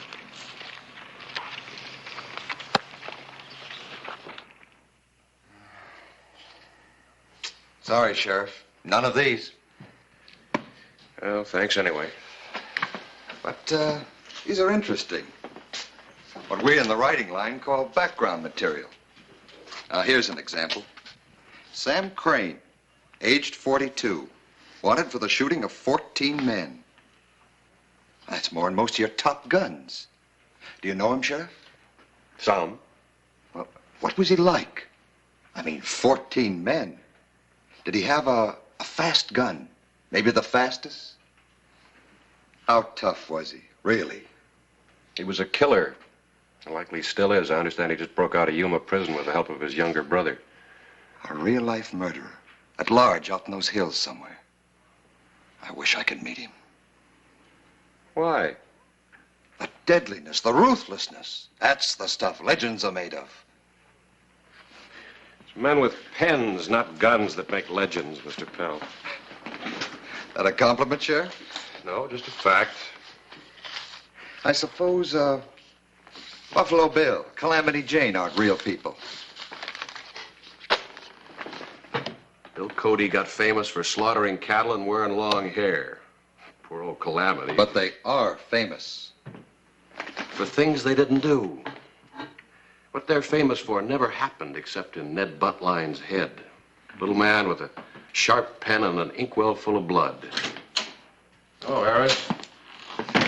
Hello, Clay. You want more complete information on Sam Crane? This is Harris Clyburn, editor of the Epitaph. Writer from back east, Harris, J. Pell. How you doing, Mr. Pell? Privilege, Clyburn. Certainly be obliged if you'd let me browse through your files. Oh, anytime. Come on over now. Thank you. Clay, I just dropped by to see if there was anything new on that stage holdup. Oh, not a thing. Anything else? Nope. Town's got its head on a pillow. Come outside, writer man. I got a story for you. Not now, Tim. I'm busy. Don't pull any of your Eastern airs on me. Excuse me, gentlemen.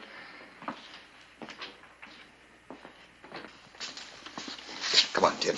Let's go.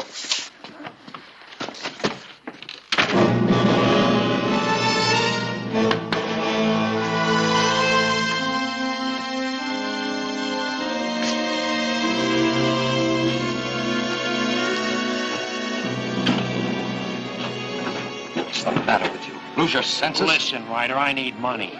What for? I don't like the way they play poker in this town. I've been cheated, skinned right down to the white meat, but I got some tricks of my own. All I need is some cash and chips. What you need's your horse. Let's find him. This Hollister's a tough sheriff. Him? Why, he don't know what a man and a gun can do together. Me and Sam, Shut up, we... you fool. Now stay out of that office. Let's get out of town. This boy giving you any trouble, Mr. Pell? Trouble? Well, not at all, Sheriff.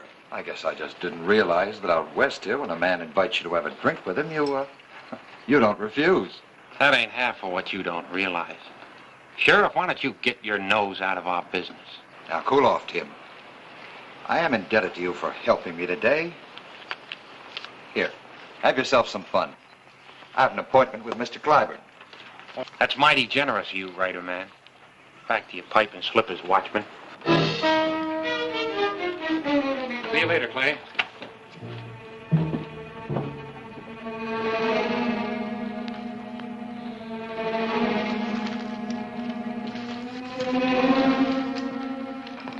Did you find what you're after? No, I haven't found much I can use at all. Frankly, I'm surprised at your rather colorless reporting. I'm running a newspaper, Mr. Pell, not a paint shop. But Sam Crane's killed 14 men. He can't be the kind of cowardly shadow you've described. He's got to be a dangerous killer. Oh, I didn't say he wasn't dangerous. Cholera, dynamite, and rattlesnakes are dangerous. Well, you mix them together and put boots on it, you got Sam Crane. But it must take courage for Crane to kill. Courage? It doesn't take courage to kill. It takes courage to avoid a killing. Like your sheriff. Tell me this. Has anyone ever done a story on Clay Hollister's life for the Eastern papers? Never? How do his gunfights stack up against Crane's? Just how many men has he killed? Mr. Pell, that's a piece of arithmetic you don't do around here. Not if you're Hollister's friend. What was that? You wanted to see him splashing on the local color? Come on.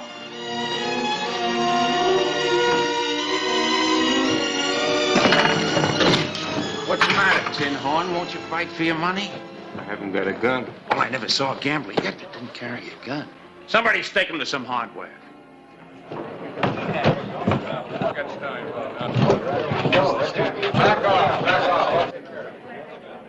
What's the matter? You all yellow? I heard that Tombstone was as wild as a half-skinned grizzly. You better put up the gun, cowboy. Well, if it ain't the sheriff. Put up the gun or I'll jail you. Maybe, maybe not. Maybe you can't climb over bullets.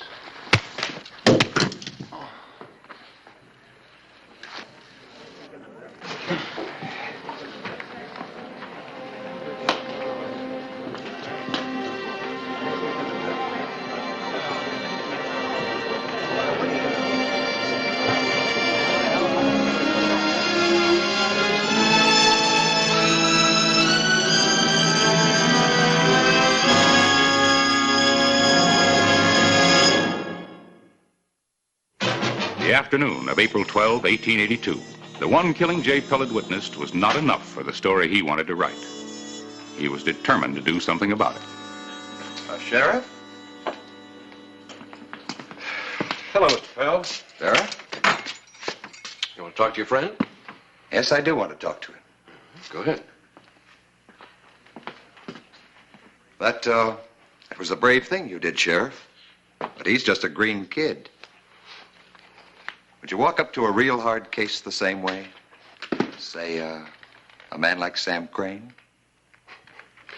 Well, maybe not just the same way.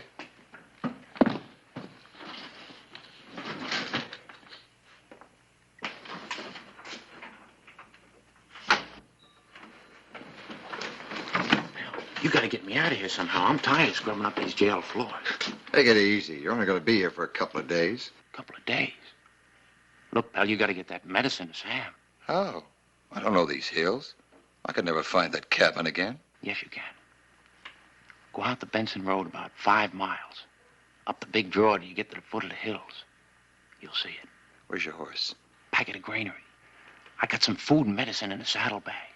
Hurry up, Sam. May need it bad by now. What'll I tell Sam? You got thrown in jail? No.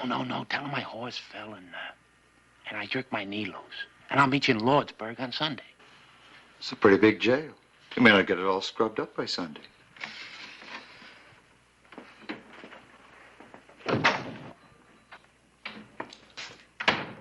How is he? Breathing blood and thunder? I've seen more thunder come from a baby and a rattle. Sheriff, how'd you like to have enough money to own this town? And the mountains around it. What's on your mind, Mr. Pell?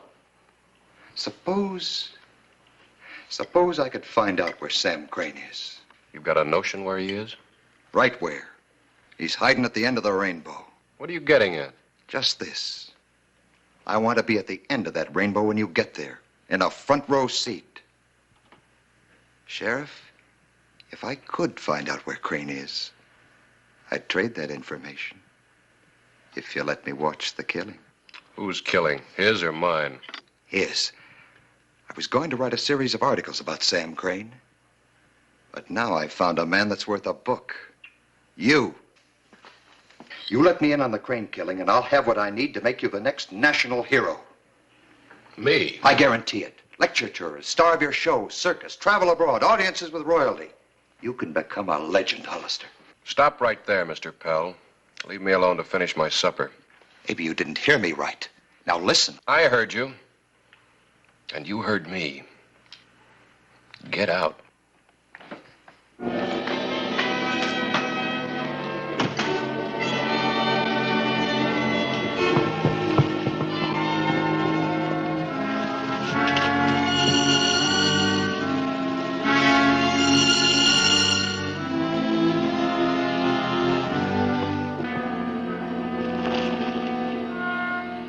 Where's Kirby? How come you found your way back here? You're okay, Sam? Wound healing? Yeah, I dug the bullet out with my knife. Where's the boy? That's what I rode out to tell you, Sam. Kirby told me the way. That tin-horn sheriff jailed him. The law got Kirby? What for? Hollister claimed he was cheating at poker. He gun-whipped him, Sam. Beat him half to death and ran him in. Served him right, brainless kid. Pell, did he talk too much? I hate to say it, Sam. I'm afraid he did. At least enough for the sheriff to guess he knew something about the stage holdup. I knew it. I knew someday that kid in his mouth. The sheriff said he was going to keep him locked up until he told everything. Do you think he'll really talk, Sam? Like a coyote under the full moon. You know the layout of that Tombstone jail? Oh, yeah. And you want to see a real shootout? You want a dead sheriff for supper? Sam, you got away with this. You kill that sheriff and spring your brother. And I'll make them forget Hardin and Tom Horn.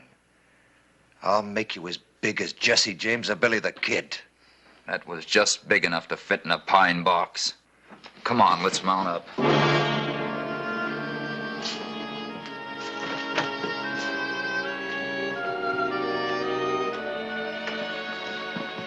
Time to go to work.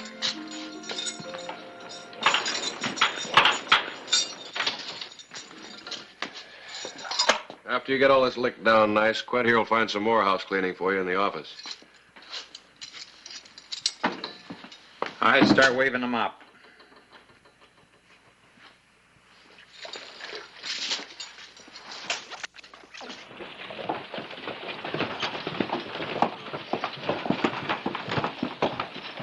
Harris, you tied the horse behind the jail? Yeah. And the boy was watching. I could see him through the bars. Good. What makes you think he'll make a break for it? Hunch? Well, why do you want him to? Boy rode into town after the stagecoach robbery with Pell. And now Pell just can't stop talking about Sam Crane. They might have some information about where Crane's hiding. You think Crane held up that stage? Whoever did it's carrying around some lead from the guard's gun. Check the boy's saddlebags. He just bought a bottle full of medicine for washing out wounds and a pair of long-nosed pliers. Pretty odd buying for a drifter, wouldn't you think? Well, why didn't you have me stake out his own horse instead of that other one? Because Pell ran off with it. Medicine, pliers, and all. Quint reported it. We couldn't trail him. Well, let's hope he takes the bait. Yeah. Quint's all primed. He'll drop like a rock. We better wait inside. He might see us here.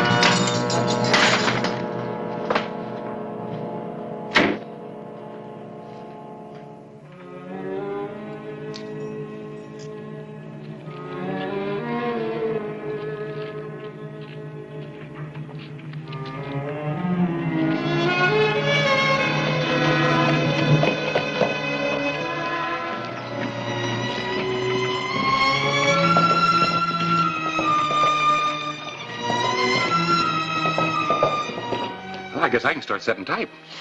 You better wait and see how the story ends.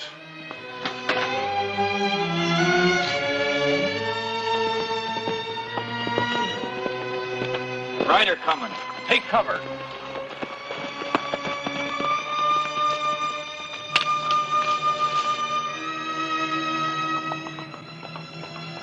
It's Kirby. Kirby!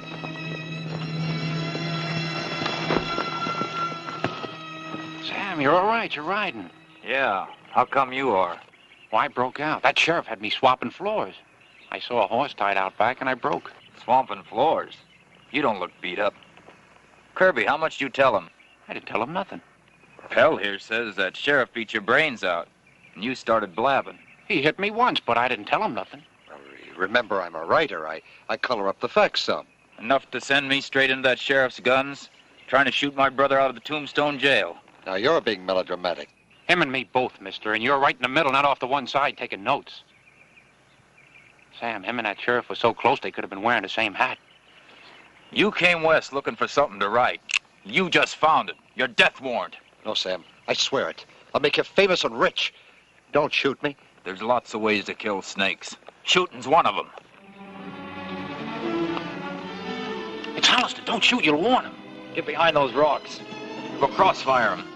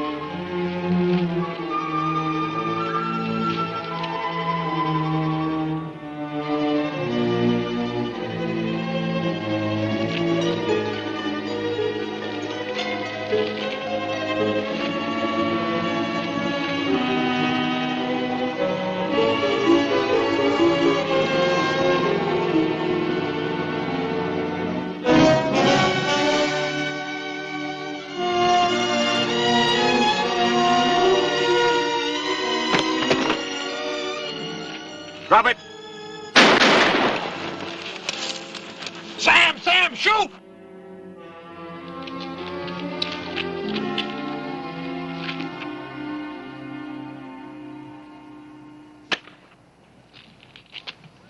The boys quit, Crane. Hold your fire. Come in alive.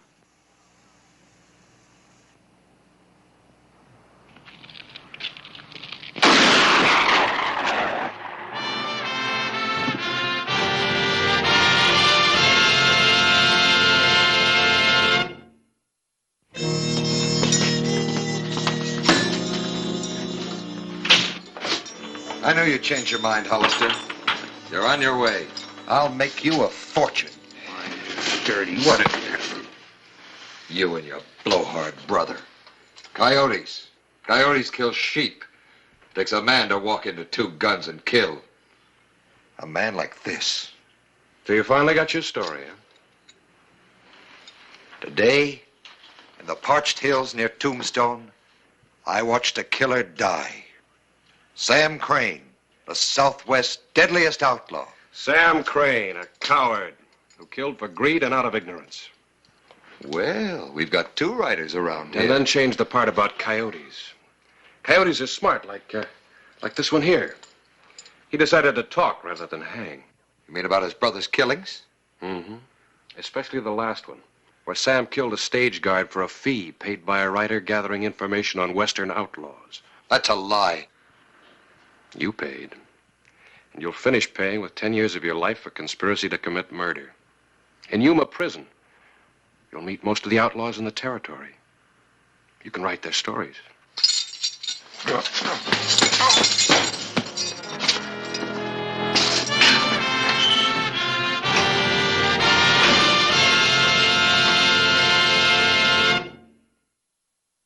Whistle me up a memory, whistle me back where I wanna be, whistle a tune that'll carry me to Tombstone Territory. If your past has run afoul of the law, it's a handy place to be, 'cause your future's just as good as your draw in Tombstone Territory. Whistle me up a memory, whistle me back where I wanna be, to Tombstone Territory. Brothers, Rip, Coley, and Ben, the younger element of Tombstone, and its future citizens. There's your troublemakers, Clay. Take your choice. The fine's $10 apiece and 3 days in jail. Well, you're bearing down a little hard, ain't you, Sheriff? We were just trying to have a little fun. Sure. Just flexing our muscles. You know, having a few laughs. It's getting so a person can't even let off a little steam in this town.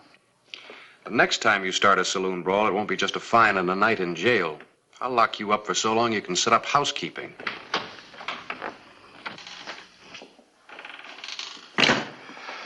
It's about time. Well, I didn't know you were in jail until this morning. All right, pay the man. Let's get out of here. I'm sorry about my brother, Sheriff. How much is their fine? $10 apiece, Miss Thomas. They won't listen to me, so I'm going to tell you. Maybe you can talk some sense into them. Well, they'll listen to me, and they better. They've got to grow up and start acting their age. We can do without the lectures. That goes for you, too, Hollister.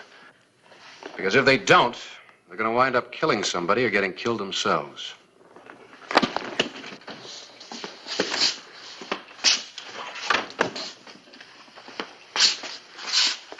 There are your guns. Keep them holstered. Yes, sir, Mr. Sheriff. At least for now.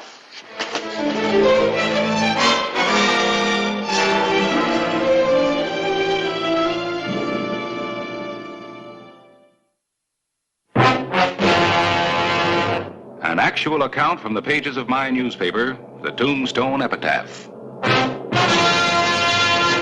This is the way it happened, in the town too tough to die. Tombstone Territory.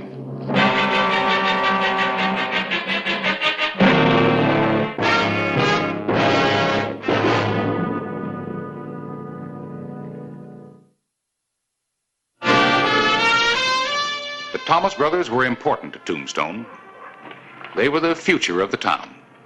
And the way things had been going lately, Sheriff Clay Hollister had good reason to be concerned about them.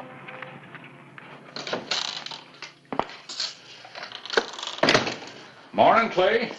Hello, Harris. On my way to breakfast. Care to join me? No thanks. I'm not hungry. Just had a stomach full of the Thomas brothers. It's the third time this month I've had to hold them in. You ought to keep a permanent cell for them. Charge rent. A second home, so to speak. Uh-oh, trouble.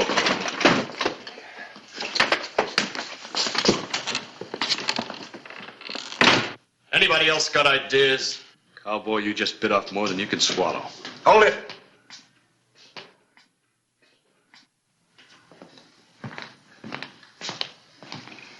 Give me the gun. I'm walking out of here, Sheriff. Don't try stopping me. Give me the gun.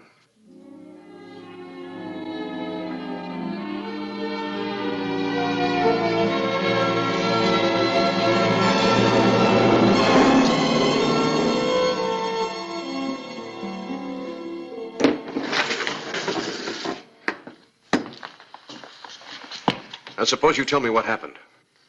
We were just trying to have a little fun when all of a sudden he get mad. He shot Ben before we knew what was happening. How about hearing my side of it, Sheriff? That is, if you're interested. I'm interested. Let's go.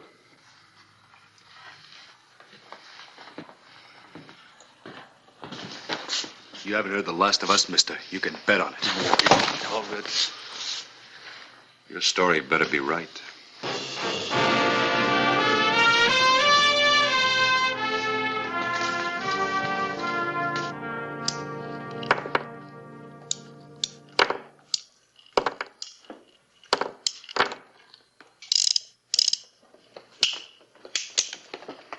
You settled down enough yet to start talking? I didn't ride into this town looking for trouble, Sheriff. All I wanted was a job. I warned them twice to leave me alone, but no, they had to keep calling me a saddle bum and a drifter. Got a lot of laughs out of everybody. Then, accidentally, on purpose, one of them spilled his drink on me. So you were paid the compliment by shooting him? Talking doesn't get through to some people, Sheriff. They have to be shown.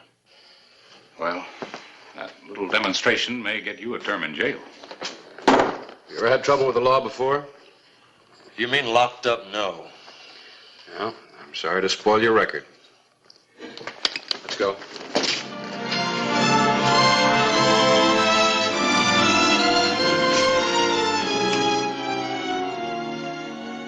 Hello, Harris. Oh, hello, Clay. Glad you stopped by. I'm writing an editorial here. I want you to hear it. The citizens of Tombstone have a responsibility to the many young men who come here seeking work. Let us demonstrate our friendship by offering them a fair chance at jobs and the opportunity to become decent citizens. Tolerance will make our community a better place to live. Well, then it goes on, but that's the idea. What do you think? Oh, I think the same as you. Just come from a long talk with Judge Parker. We talked about Paul Hayden. I guess he's the one who started this. The kid needs a break, no doubt about it. Judge has given him one. He's put him on probation. Oh, Clay, I think that's an excellent idea. Of course, there are going to be some problems, but between the two of us, I think we can work them out. What kind of problems? Well, as sheriff of Tombstone, I couldn't very well have him paroled in my custody, so I had him paroled in yours. You did what? Well, now, just don't go bringing your blood to a boil. Well, you might have consulted me first. It never occurred to me that you'd object. Oh, it never occurred to you. Well, I do. I've got too much to do around here to properly take care of the boy. Calm down. No, sir, it's too much responsibility. Wait a minute. Let me read you something. The citizens of Tombstone have a responsibility to the many young men... All right. Trapped by my own editorial.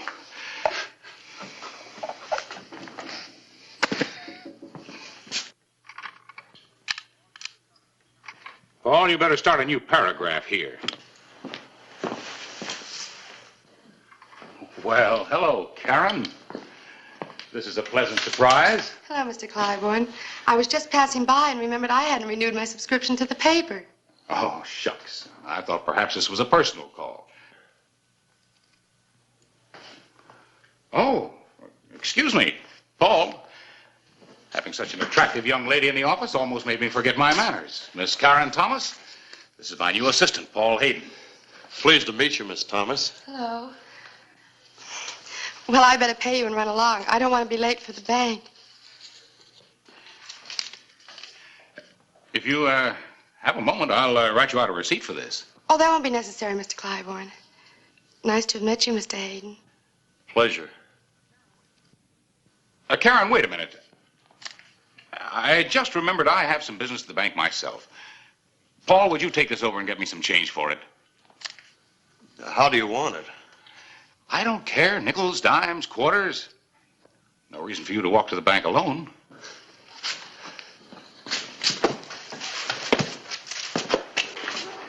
You don't mind company. Oh, I'd be delighted, Mr. Hayden.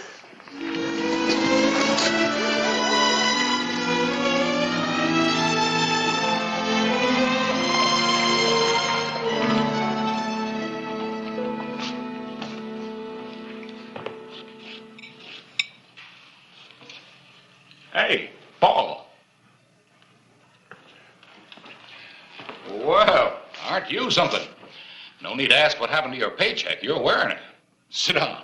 Fellow's got a right to buy new duds, hasn't he? He sure has.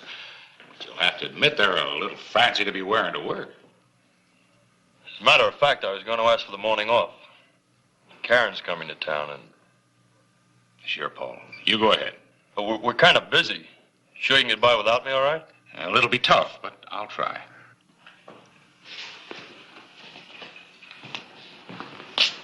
Well, now, look who's just leaving. Well, just the man I've been looking for. It's time we settle with this drifter. Nice looking hat. Mind if I look it over for a while? I've been thinking about getting me a new hat. Fitting that over swelled head of yours is going to be a job.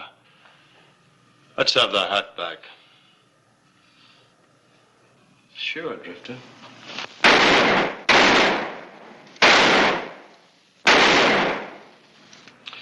There you are. Put a few ear holes in it for you. I'm not wearing a gun or I'd give you something to shoot at.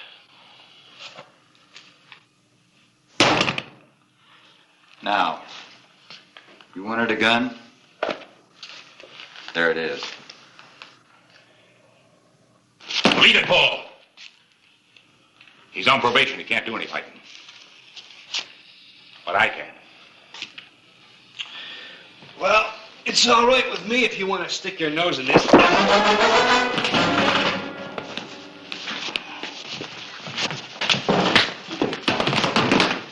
Is this a private fight or can anybody join in? All right, what's going on? Never mind, Clay. There's no real harm done. That's right. The drifter here is on probation. Don't want him getting into trouble. You want to prefer charges, Harris? I'll lock him up right now. No.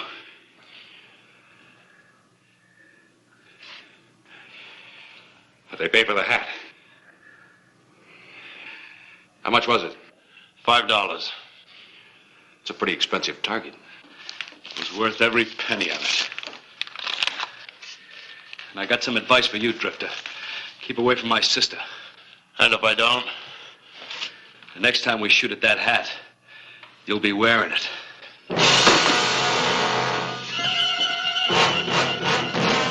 You should let me lock him up, Harris. Why? It's never done any good before. A couple of days in jail isn't going to teach them anything. They bother me again, I'll start their education. And I'll finish it, too. No, you won't, Paul. You do that and I'll finish it by jailing all of you.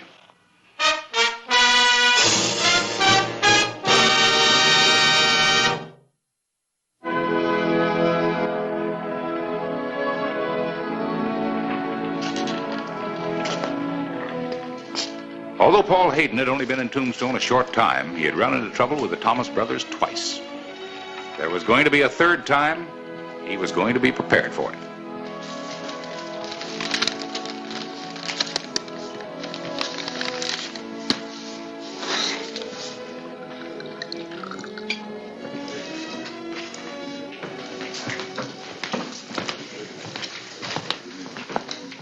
Hello, Paul? shopping? Picked up my shirts at the laundry. Looks like a lot of starch in your shirts. You know, I could swear I just saw you coming out of the gun shop. Probably some other fellow.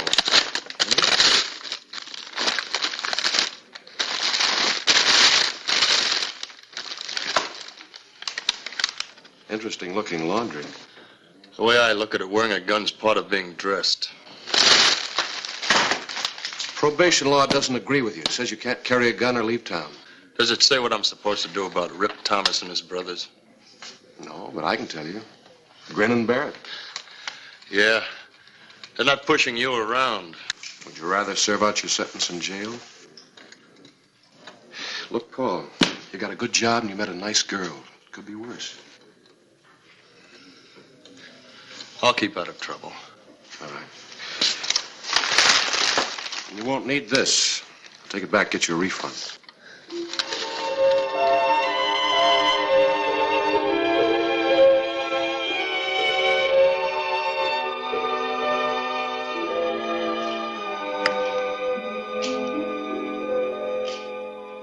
Hey, do you know it's almost 8 o'clock? Time we called it a day.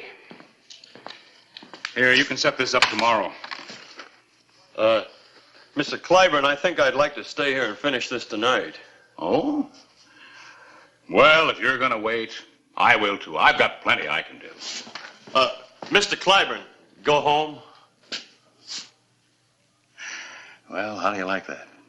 Thrown out of my own office. Say hello to Karen for me. I hope you don't mind us meeting here like this. Of course not. Not the most romantic spot you can find, but, well, at least it's private. Thank you very much, Mr. Clyburn. Good night, Paul.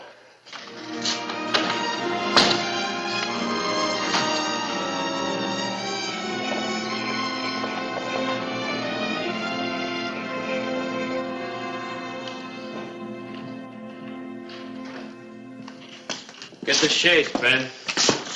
Well, you look surprised, Drifter. Maybe you were expecting someone else.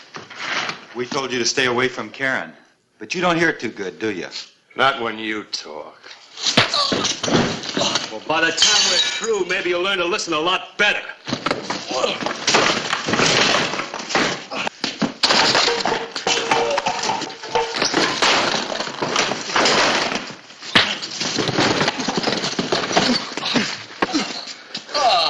You got off lucky, Drifter. You keep away from Karen, and next time we'll kill you.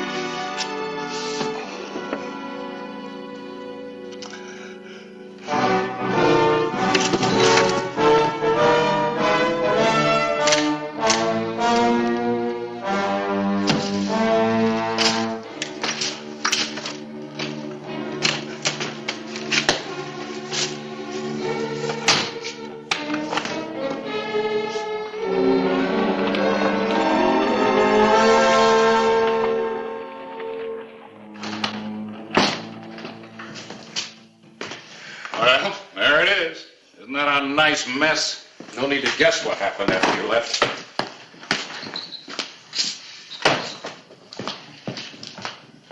I checked Paul's rooming house. He wasn't there.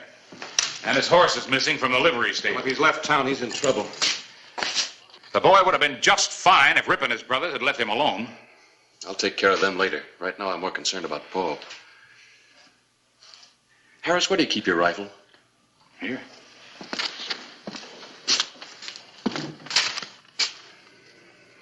Well, it was here when I left last night.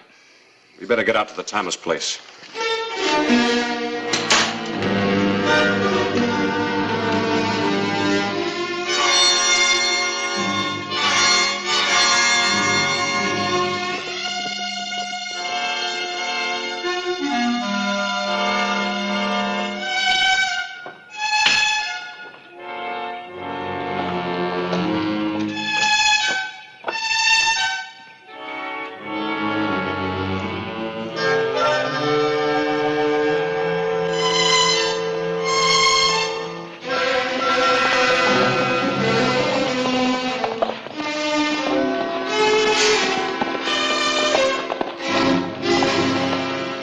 We're just going in town after you, Hollister. Glad you showed up.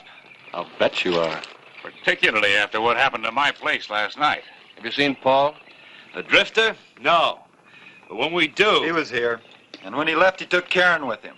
Now, they couldn't have gone very far, because I heard Karen moving around in the house about an hour ago.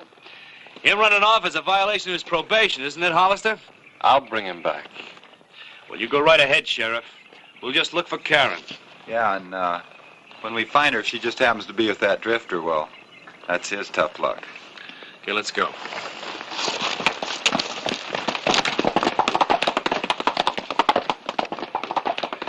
We got some ground to cover.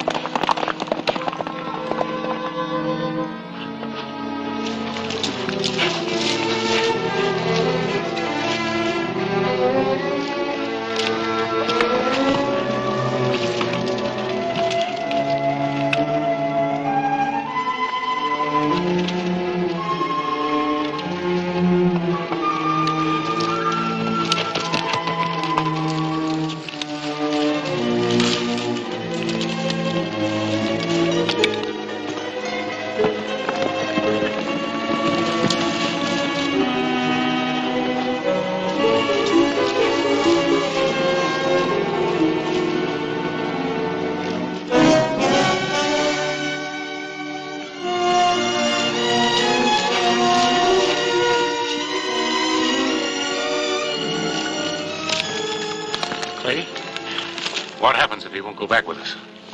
He will.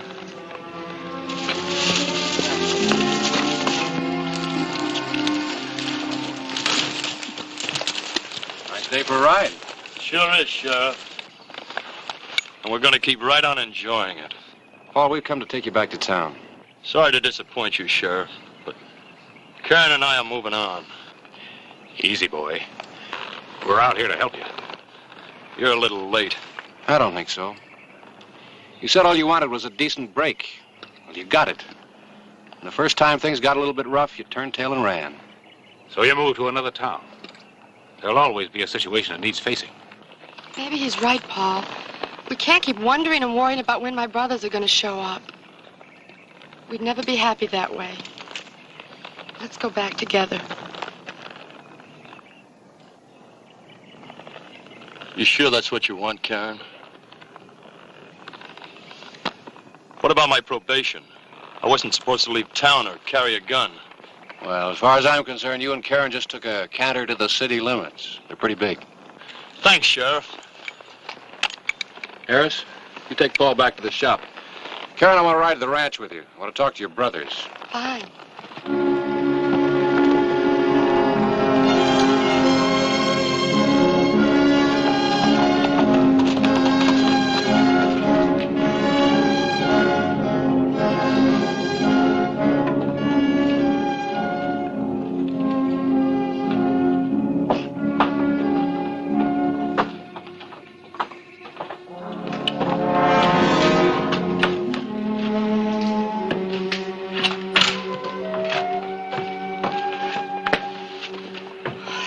Awfully angry, Mr. Hollister. So am I.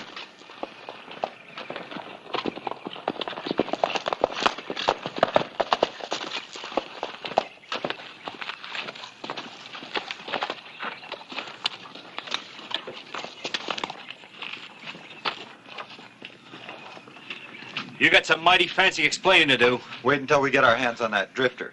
Look, Karen's back and there's no harm done. Keep out of this, Hollister. This is a family affair. That's right. Just because you're wearing a badge doesn't give you the right to keep sticking your nose into our business. I say it's a good thing he has it on. It gives him protection. Well, I can always take it off. It's about time somebody taught you three to grow up. Since nobody else has offered to do the job, I'll volunteer. Hollister, beating you is going to be a pleasure.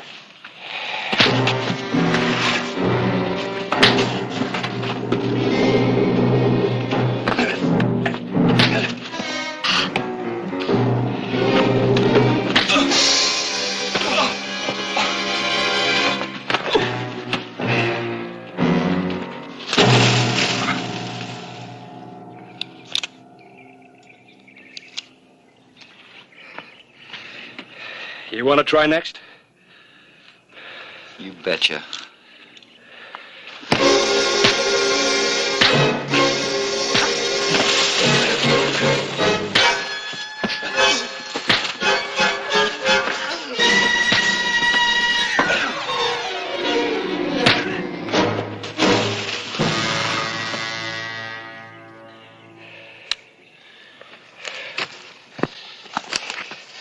You still feel like fighting after your arm gets well, you know where to find me.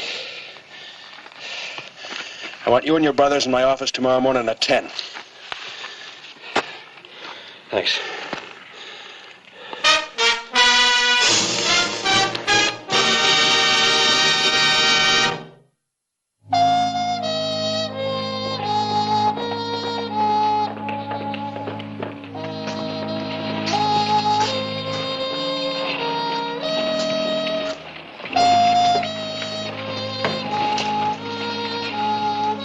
Here they come.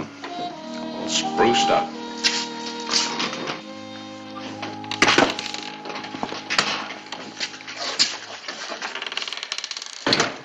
Well, you're right on time. I was going to lock all three of you up. Figured a jail term would do you good. Since the damages to the epitaph office have been paid and Paul here doesn't want to prefer charges, you're free to go. You mean you ain't gonna press charges? Sheriff Hollister kept me from going to jail, and I thought I should pass on the favor. Oh, don't just stand there looking foolish. Shake hands. I'd like to apologize. Mom, forget it. Me too. About time you showed some judgment. It must have been that licking you gave us. Sort of helped us grow up. Yeah, the hard way. Speaking of growing up, we all look a little older today.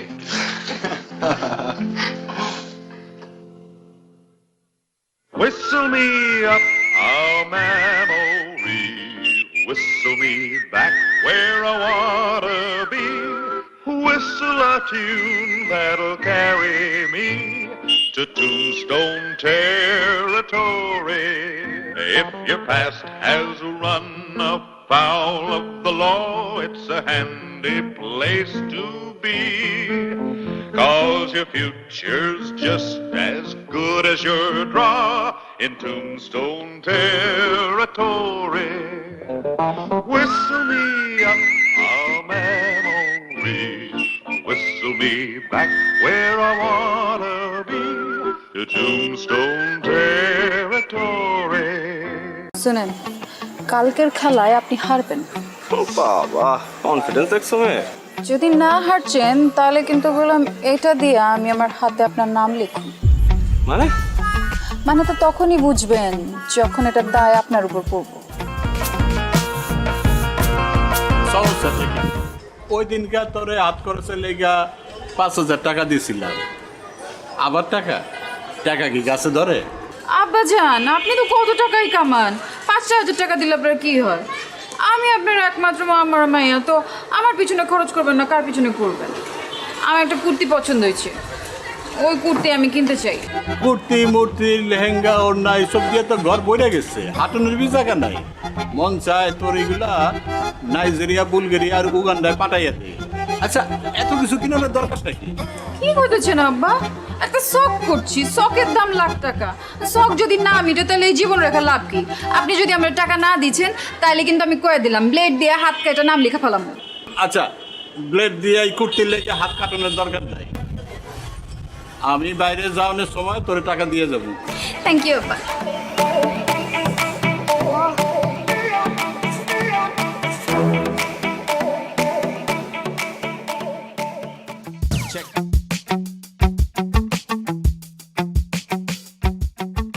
আচ্ছা লাইলি, তুমি এরকম প্রতিদিন কোনো পড়াই complete করছো না, আমি কিন্তু তোমাকে আর পড়াতে আসবো না। আসেন না, আপনারা কথাই কইছো এতে, আমি কইছি শেষ পর্যন্ত তোমার বাবার কাছে আমাকে কমপ্লেন করতে হবে। আপনি আমার বাপের কাছে কমপ্লেন করবেন? পড়াশোনা করছো না, বাবার কাছে কমপ্লেন করবো না? অবশ্যই করবো। ঠিক আছে, আপনি যান, আপনি আমার বাপের কাছে কমপ্লেন করেন, এদিকে আমি ব্লেড দিয়ে হাত কেটে আপনার হাতের নাম লেখা রাখবো এখান দিয়ে। বলতে চলে যাও, দেখো এইবার না হয় আমি তোমার বাবার কাছে কমপ্লেন করবো না, কিন্তু তুমি যদি পরীক্ষায় ডাব্বা মারো তাহলে তো আবার আমি শেষ।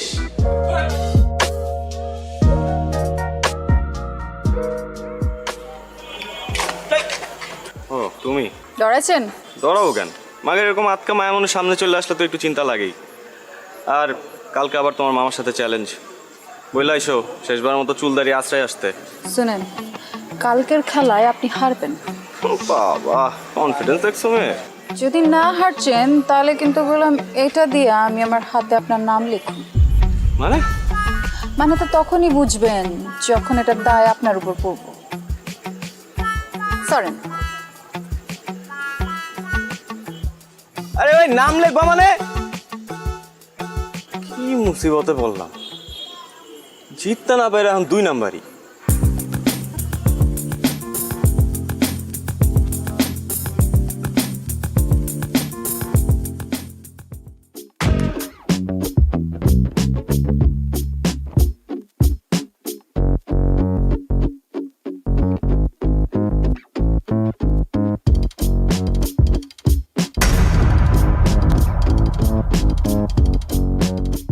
কি সমস্যা?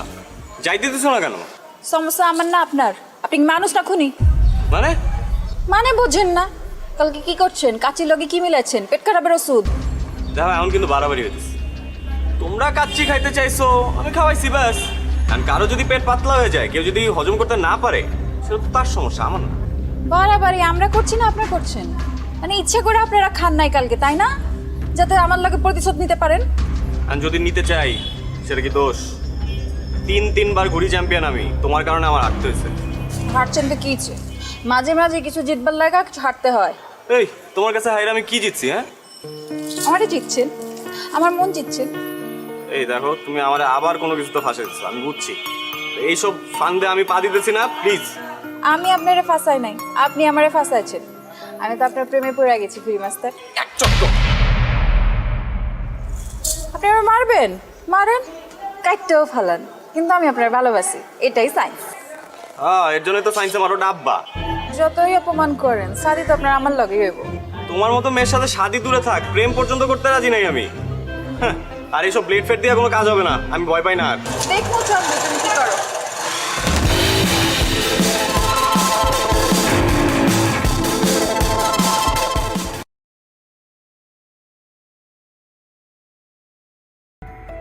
Enggak.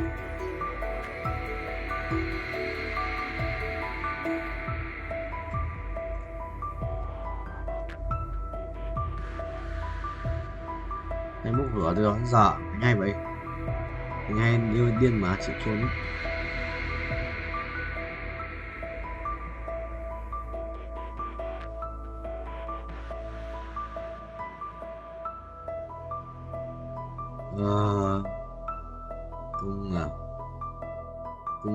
Cung xanh à, đai máu, đai máu, đai máu, đai máu.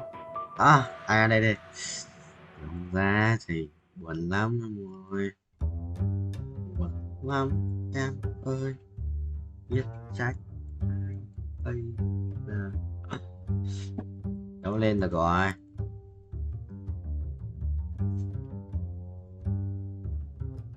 Ôi, 18 mẫu 2 sao nữa. Thiếu tận 68 tiền cơ, mới có 53 tiền, chưa đủ.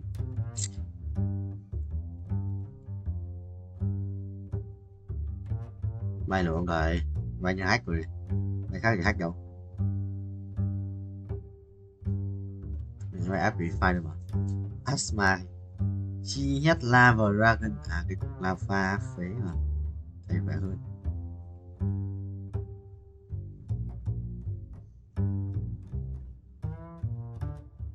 Bữa nay đánh oan nó còn chết cơ. Thằng thì top 1. Bạn cao thằng top 1 vậy. Thắng top 1 này. Nếu sao thắng là thằng top 10. Phải thắng không vậy? Bắn nhỉ? Nhanh ghét. Thắng đi.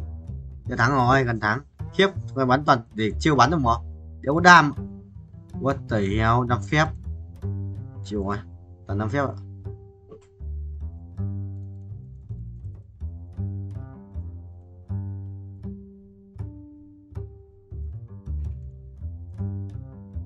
Ra gì à? Sư khổ khổ lá hủ bù làm mao đấy.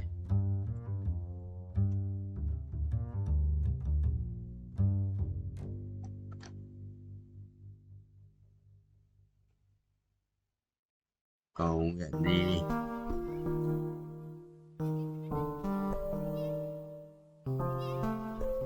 Muốn hôm nay nghỉ mà nhớ hôm nay chắc quanh rồi. Là quanh nhưng cũng vậy. Mày thằng kia rồi mày máu sống không vậy, sống mày ra ria đi, kéo ra ria thua đấy. Mày đánh thằng rừng đâu đánh thằng sĩ vậy, đánh sĩ của tao vậy. Hay xếp mấy nữa là hay, Đấy ơi mày nếu được rồi, không hay không thua, không thắng. মজা হয়েছে, অসাধারণ হয়েছে। এই MN কি করে? ওই তুই ওরে দেখ চমকে উঠছিস কেলা? ওর নাম লাইলি, আর আজকে সব ওই রান্না করছে। কি? হ্যাঁ আম্মা জান, আমার পোলা কথা কইছিলাম না? এরকম জঘন্য রান্না আমি জিন্দেগি দেখাই নাই।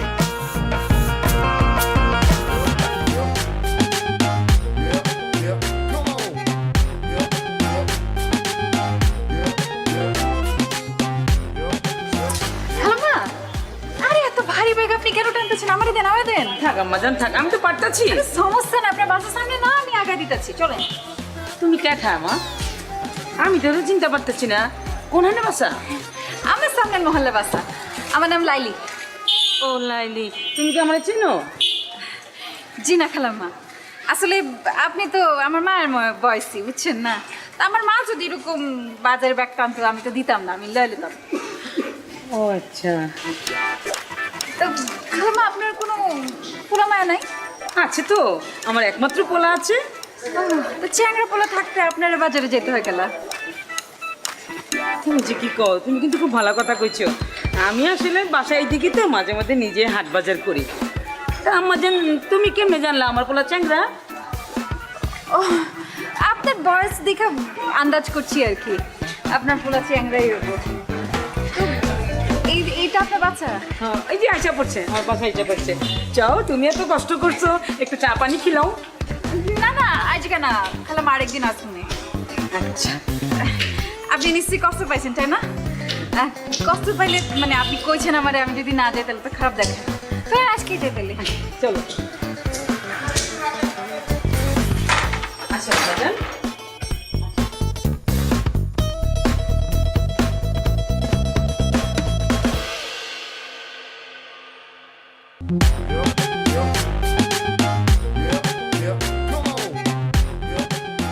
বাহ কি আম্মা জান আপনার বাসা? খালাম্মা খুব সুন্দর আপনার বাসা। ও আমি তো ভাবতেছিলাম তুমি আমার ছেলের কথা কইতাছো। মাশাআল্লাহ, আমার ছেলে সুন্দর আছে না? আছে আর কি, ওই আছে। আচ্ছা আম্মা জান, তুমি কি খাইবা? তোমার কি পছন্দ? আপনার পোলা কি পছন্দ করে? ও তো যা পায় তাই খায়। যা পায় তাই খায়, তার অবশ্য দেখে বুঝে যায়। কিছু কইতাছো? না খালাম্মা, কিছু কইতেছি না, মানে কইতে চাইছি যে সবার তো একটা প্রিয় খাদ্য থাকে, তারটা কি? হ্যাঁ আছে তো, গরুর গোশত। গরুর গোশত পাইলে তো মাথায় ঠিক থাকে না, খুবই পছন্দের। আচ্ছা কইতেছেন, আমারও গরুর গোশত খুব পছন্দ। ঠিক আছে আম্মা জান, তুমি বসো, গরুর গোশতই রান্না করবো, দুপুরে সাথে মিলে একসাথে খামু। আরে আমি এখানে একা একা বসে কি করবো খালাম্মা? আমি যাই আপনারে সাহায্য করি একটু। মাশাআল্লাহ, কি লক্ষ্মী মাইয়া। আসো আসো।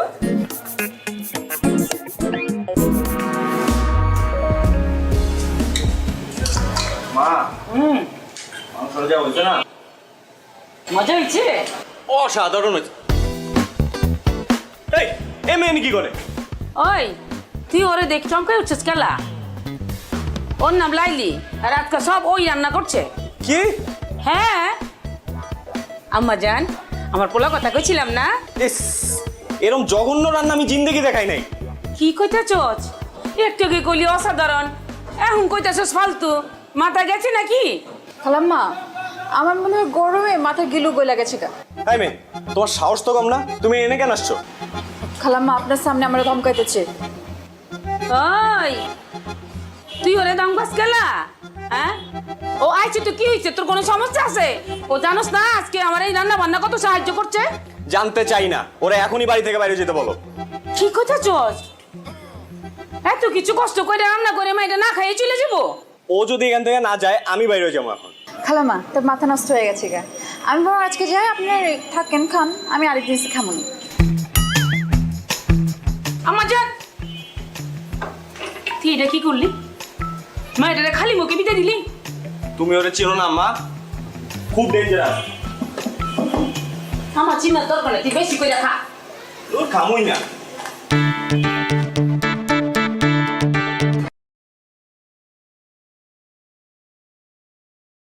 Qua đường luôn bớt anh đi mất 1 tỷ lần nè, nếu 1 tỷ lần càng mạnh. 15 lần khiếp, thằng này rớt 1.500 lần. What the hell man. Ủa nó vậy broccoli 1.500 lần thật sự là ổn. Giờ mình là one 3, mình không quan tâm thằng Pana làm gì cả. Ok thầy rồi. I see you again. Để lắp đồ cho ấy á, cho lấy đồ cho Asia. Bên chia lên bên chia linh binh à vẫn đập đồng đấy chứ, anh đã chỉnh như thế rồi. 6 7 8 9 34 35 36 37 38 39 42 5 36 37 39 180 vòng à. 10 này 7 này 2 lần perfect này đúng 3 lần hết liên tục ai à trung tâm thua lại. Ê tao gặp lại thằng này Dương ơi, thằng này tao thua trận trước này, thua thằng này trận trước này, sao tao đái vào thì lúc đánh xong trận sao tao vào trận luôn, thế tao vào trận luôn đó, cả thằng này nữa này, thằng này cũng vào trận trước này, hai thằng trong 1 trong 2 trận trước. Nó để ý tên đấy, mình nhớ là đi gặp lại à, vẫy tay xin chào hiện vật sau thương nhau mà ngập ngừng không muốn rời. Được sao ô giờ mình còn chưa ở đây Ari, nếu mà nhặt Ari vậy chung đúng không Ari không ngàn ở phía trước cho trong ai phải không nhưng mà không sao qua lấy tay xin chào.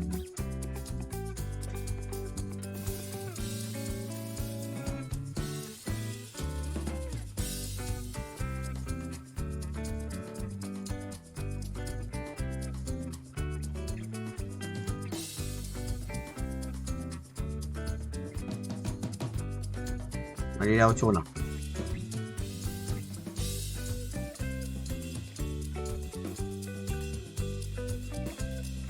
Mình 8 ấy. Mình 8 luôn quan tiếp. Từ xong rồi ơi giờ. Làm thế đánh cũng mày. Sợ thế. Nếu đánh cây sa lông vương thì thua đấy.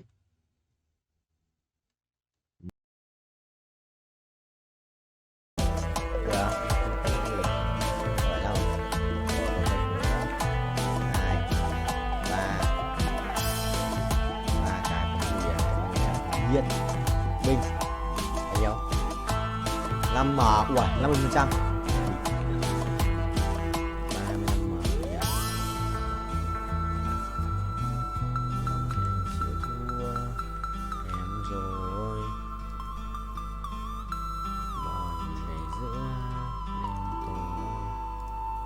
chuẩn không ui ra với bia này độc dược à thời cút không quan trọng, vụ nổ lớn bị sẽ sẵn bài tử thần mà để hiểu sẽ sẵn bài chơi chạm đất trải thải cái đường đâu mà chạm chứ là thế rồi, đang xuống rồi, đang vòng xuống rồi, đang số thì binh linh không 3 2 1 perfect một lần này Đấy, kiếm 15 lần perfect không? 100 lần perfect thì đã ăn 6 triệu. Nhờ 7 triệu. Mình cần 50 thôi, đã được 5 củ rồi. 7 củ là bình thường. Chuẩn rồi. Đấy á, đón thêm một nhịp. Đón thêm một nhịp là mình ngon.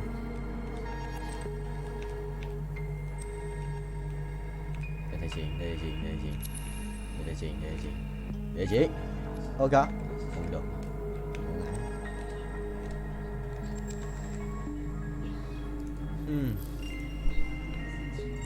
Mất kiếm mà. Cô không mất áo luôn. À? Nếu còn gì? Phải lấy găng tay. Đây để thay. Rồi 1, 2 lần. Thế là 30% à? Xem bao nhiêu nhá. 30% bình cũng gần 5 củ ấy. 40 củ à? 2 lần được 10 củ nữa. Thấy áo điét. Let's go.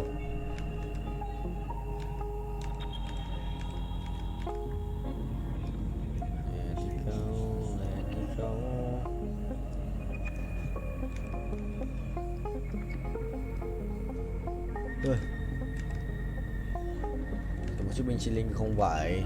Bánh 7 láp à? Vậy 456 triệu coin để rebirth tiếp à? Khó đấy. Anh cần 50 củ về phải chừng. Ui, 40 củ tròn. Kiếm tiền từ điêu ấy. Một lần perfect này.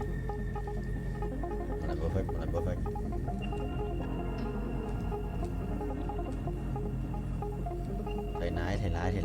thầy লাই আজকে যদি আব্বু আম্মু যদি আমারে যদি বলতো যে সাকিব তুই বিয়ে কর তাহলে আমি এলিট বন্ধ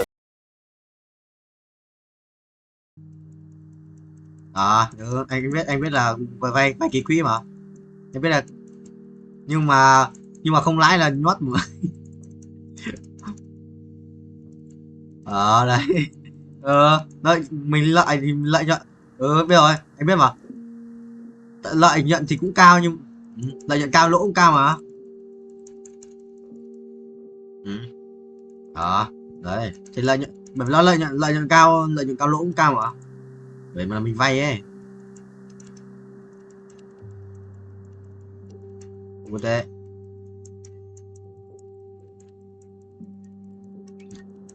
được quá giờ đó là Bitcoin đang dần lên tí rồi đấy nó đang lên tí rồi đấy em phải lấy thằng lương đã anh phải thằng lương đã không được muốn cả không được cút đấy không được 50 đâu anh lo cái gì không lên nói đang lên nói không muộn không kia 55 giờ 57 rồi sắp mà lên lại 70 thì tính và lên lại 70 thì bình ấy bây giờ mua từ bây giờ lên lại 70 giờ nhiều ấy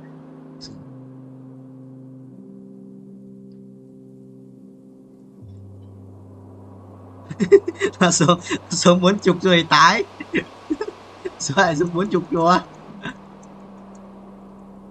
tại mấy cái thằng Đức nó bán Bitcoin đi ấy, chôn Đức này mấy thằng Đức nó thích handle thị trường không lợi nhưng mà đúng rồi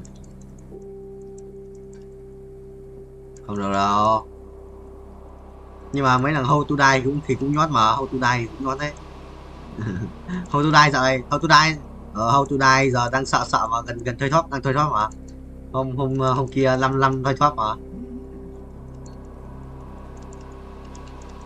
ok rồi có đang quay mà đang thế anh mới không đổi game nữa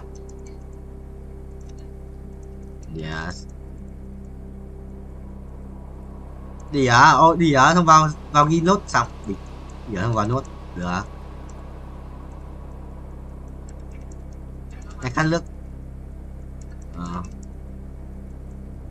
đấy thì thế cho từ giây phút bao nhiêu giờ bao nhiêu phút bao nhiêu giây bao nhiêu đến bao nhiêu xong bây giờ mà có kiểu có kiểu làm đơ cái màn hình webcam đấy xong mình chạy đấy vào xong vẫn một mặt đấy xong rồi lại chạy tiếp kìa Stop ơi, stop webcam. Tôi bảo là chắc là lỗi mạng thôi, không sao đâu. Yes sir. Cháu kiểu bắn tay phát. Ui, lỗi mạng à? Cái gì đây? Mình không biết. Với 80 mũ à? Anh chơi quả game mà treo được. Anh chơi cái quả game mà treo được. Mà anh đang chơi chay ấy, anh đang dịch. Launch into Space Simulator. Space Simulator. Vũ quay lại à? Vũ không chơi War Zero nữa à? Em các bạn mà Vũ mà. Ở tưởng em các bạn mà Vũ rồi. Được không?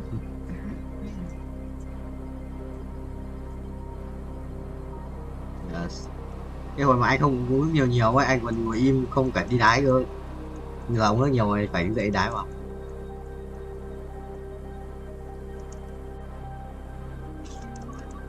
Có à. Có hồi mà là tôi quay với Vũ Huyền Cương ấy, xong anh quay cả đêm đấy ấy. Anh uống mỗi cà phê không uống nhiều nước thì anh không đái, anh ngồi bắt đến sáng. Có mấy 10 tiếng rồi. Quả đấy là có cái cây tròi anh cày lắm nên là anh có đến sáng.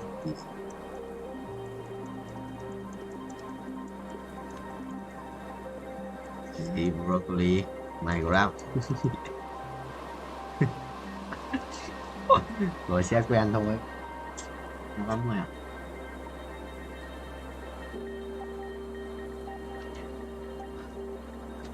Tán giờ qua. Rồi xin chuẩn bị đứng dậy. Bao nhiêu 40 là 20 phút rồi người uống nước. Tắt nước điện. Chưa uống thuốc nữa.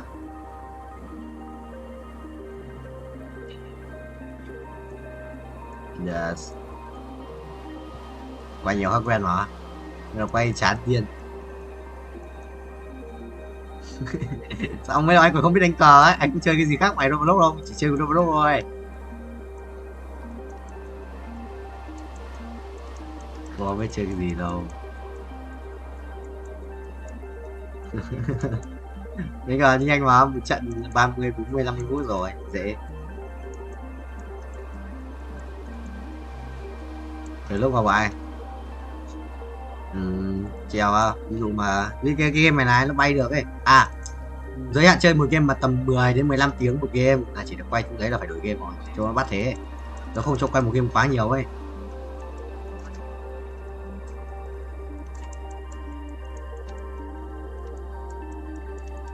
Ý là treo nhưng mà thỉnh thoảng vào GG cái chuột phải ấn để di màn hình nhé. Nó cần cái mình chỉnh góc rồi. Chứ không phải là mình chơi liên tục mày treo tu rồi mình chỉnh góc rồi. Thì cái game mà anh đang chơi với cả thằng Vũ ngoài thì lúc bay ấy thì nó tự bay mà mình chỉ cần vào mình di chuột một tí cho nó đổi góc rồi xong. Không phải làm gì đâu. Chứ bọn anh thế mà đánh cờ xong rồi ví dụ xét bài xong chả gì thì quay lại game này. Còn nghe tiếng vào xong trận rao ở bên cờ thì quay lại cờ.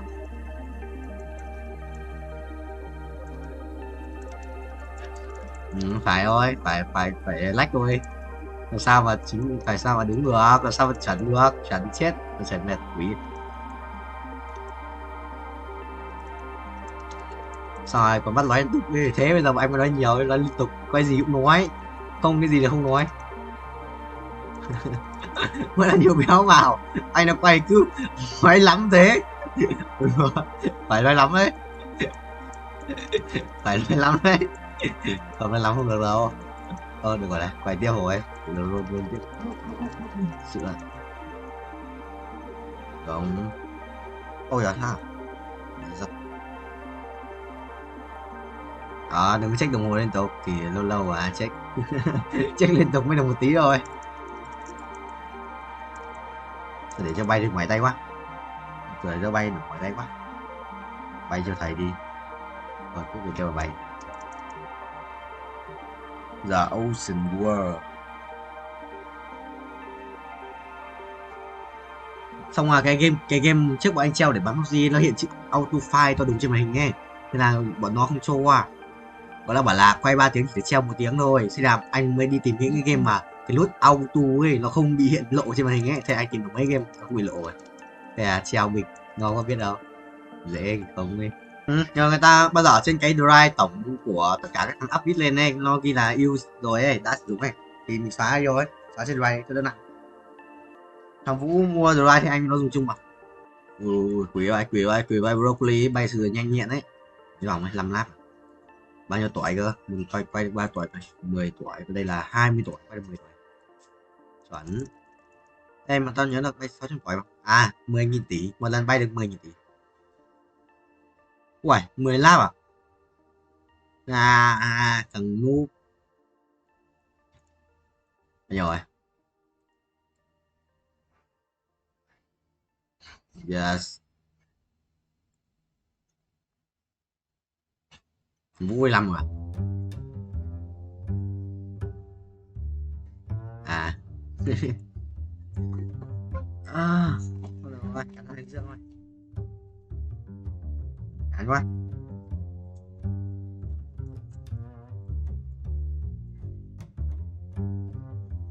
Này em, Sam chỉnh chuẩn như vậy. Gì? Thằng kia nó không chỉnh à, thằng Tuấn nó không có chỉnh cho à, chôn à. Trước của anh là nó vào nó xét cho anh mà. Vào nó vào gì nhỉ? Team view xét.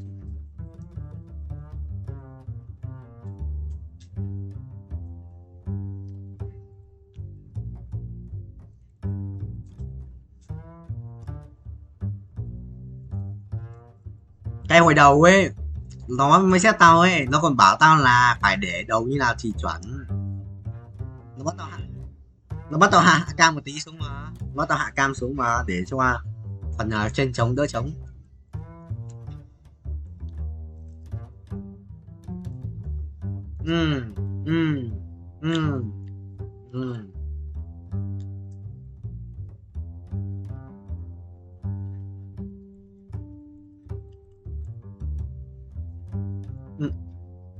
Quý nhỉ, em có setting rồi.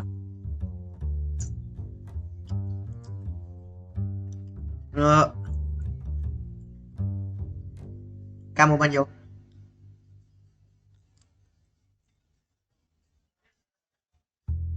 Gì đây, hơn 10 tiếng lại thế là quay 20 tiếng mới lời 2 lít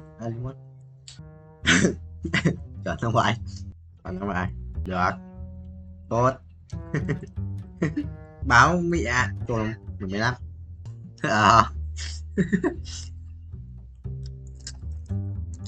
ai à, sinh nhật sắp sinh nhật Cương Vũ ơi, 11 sao ấy.